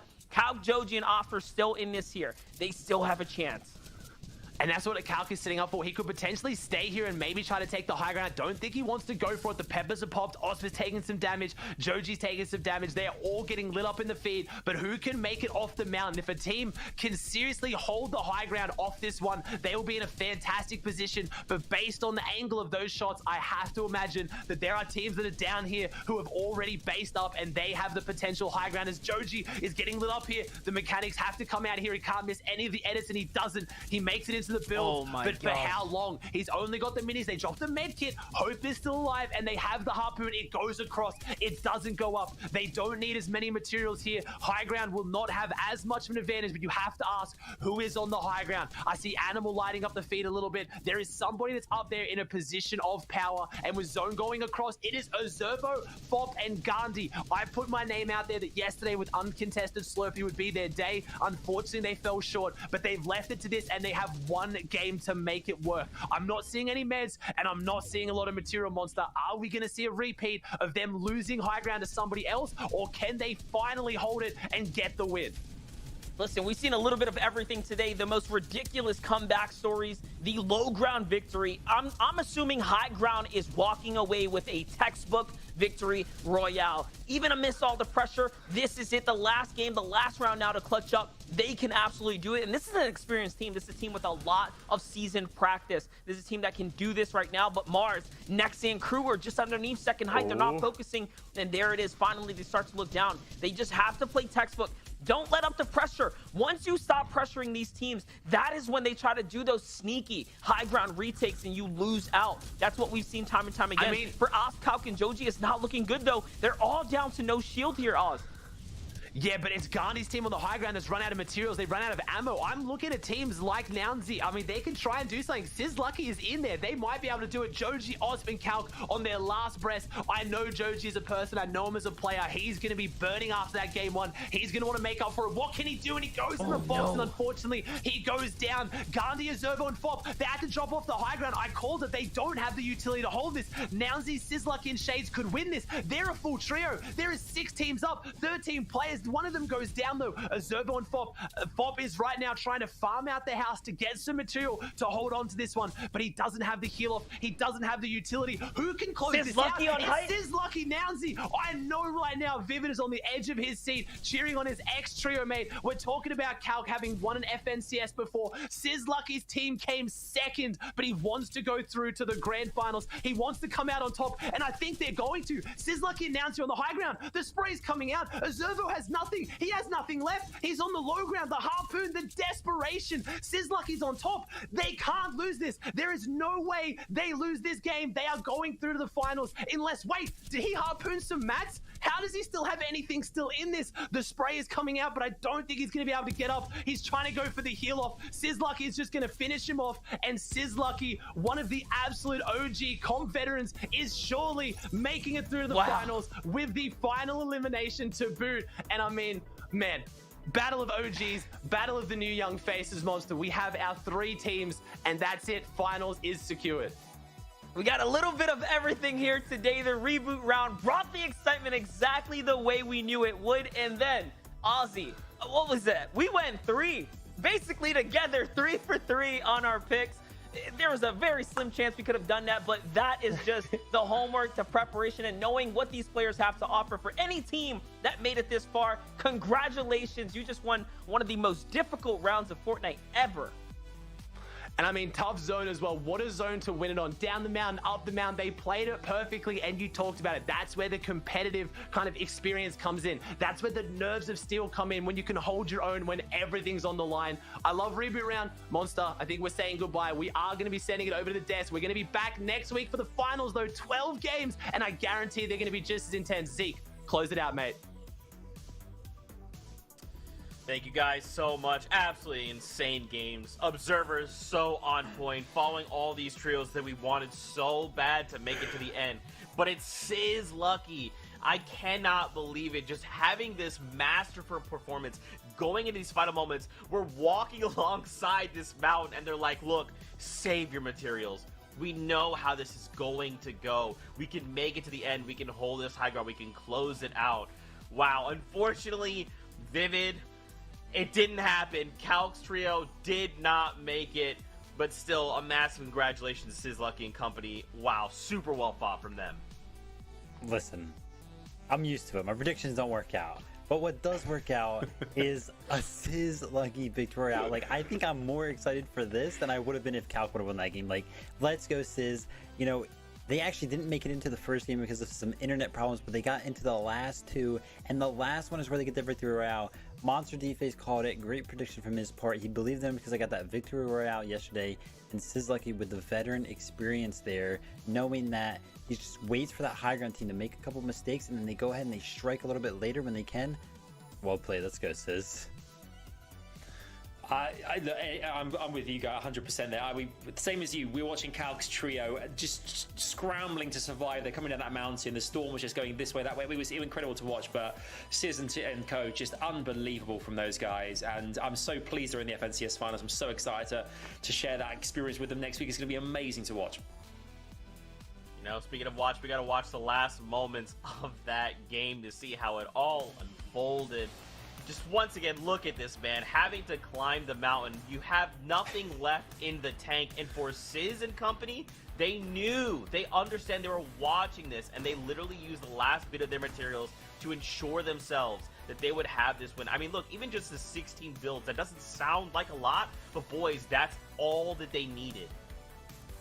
Listen, I remember playing trios, and I think it might have been in the heat, or it might have been in the finals of the squads when I was on Sizz's team. And right over here by these mountains, Chap caught out a huge, nice flank on the higher ground, and we ended up winning the game from that. And let me tell you something, Sizz just knows how to play these elevational changes because of his experience in squad and trios with, you know, me, Chap, and Tom. So well done for him. And there you guys have it. Sizz, Nounsy, and Shades will be our final team going into the finals. Yeah, congratulations there. I mean, do you know what? I was just watching Oz there at the bottom there, thinking, I could have my Sprite moment. I could have my Sprite moment. Oh, no, I didn't have my Sprite moment.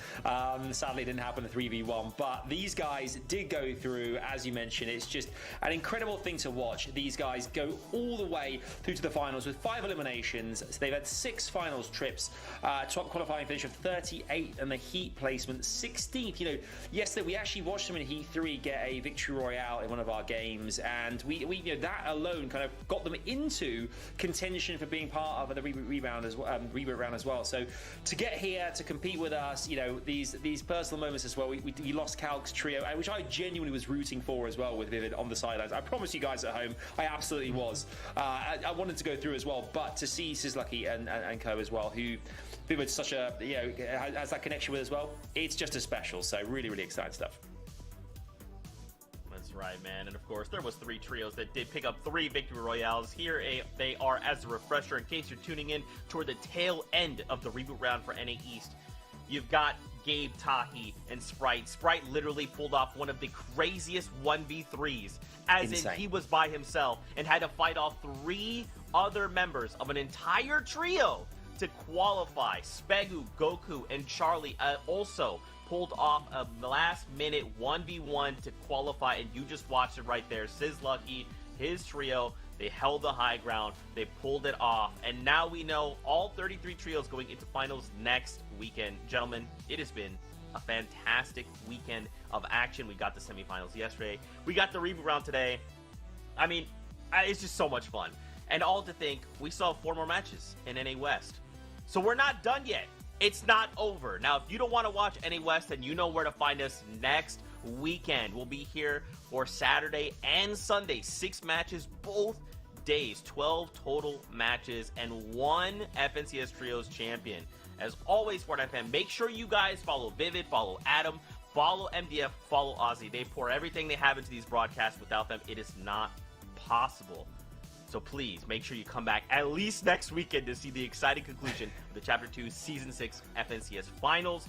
But again, we're not done yet. NA West is only a couple hours away. We're hanging out with Shio, we're hanging out with Kelly, Clay, and Sundown for all of that.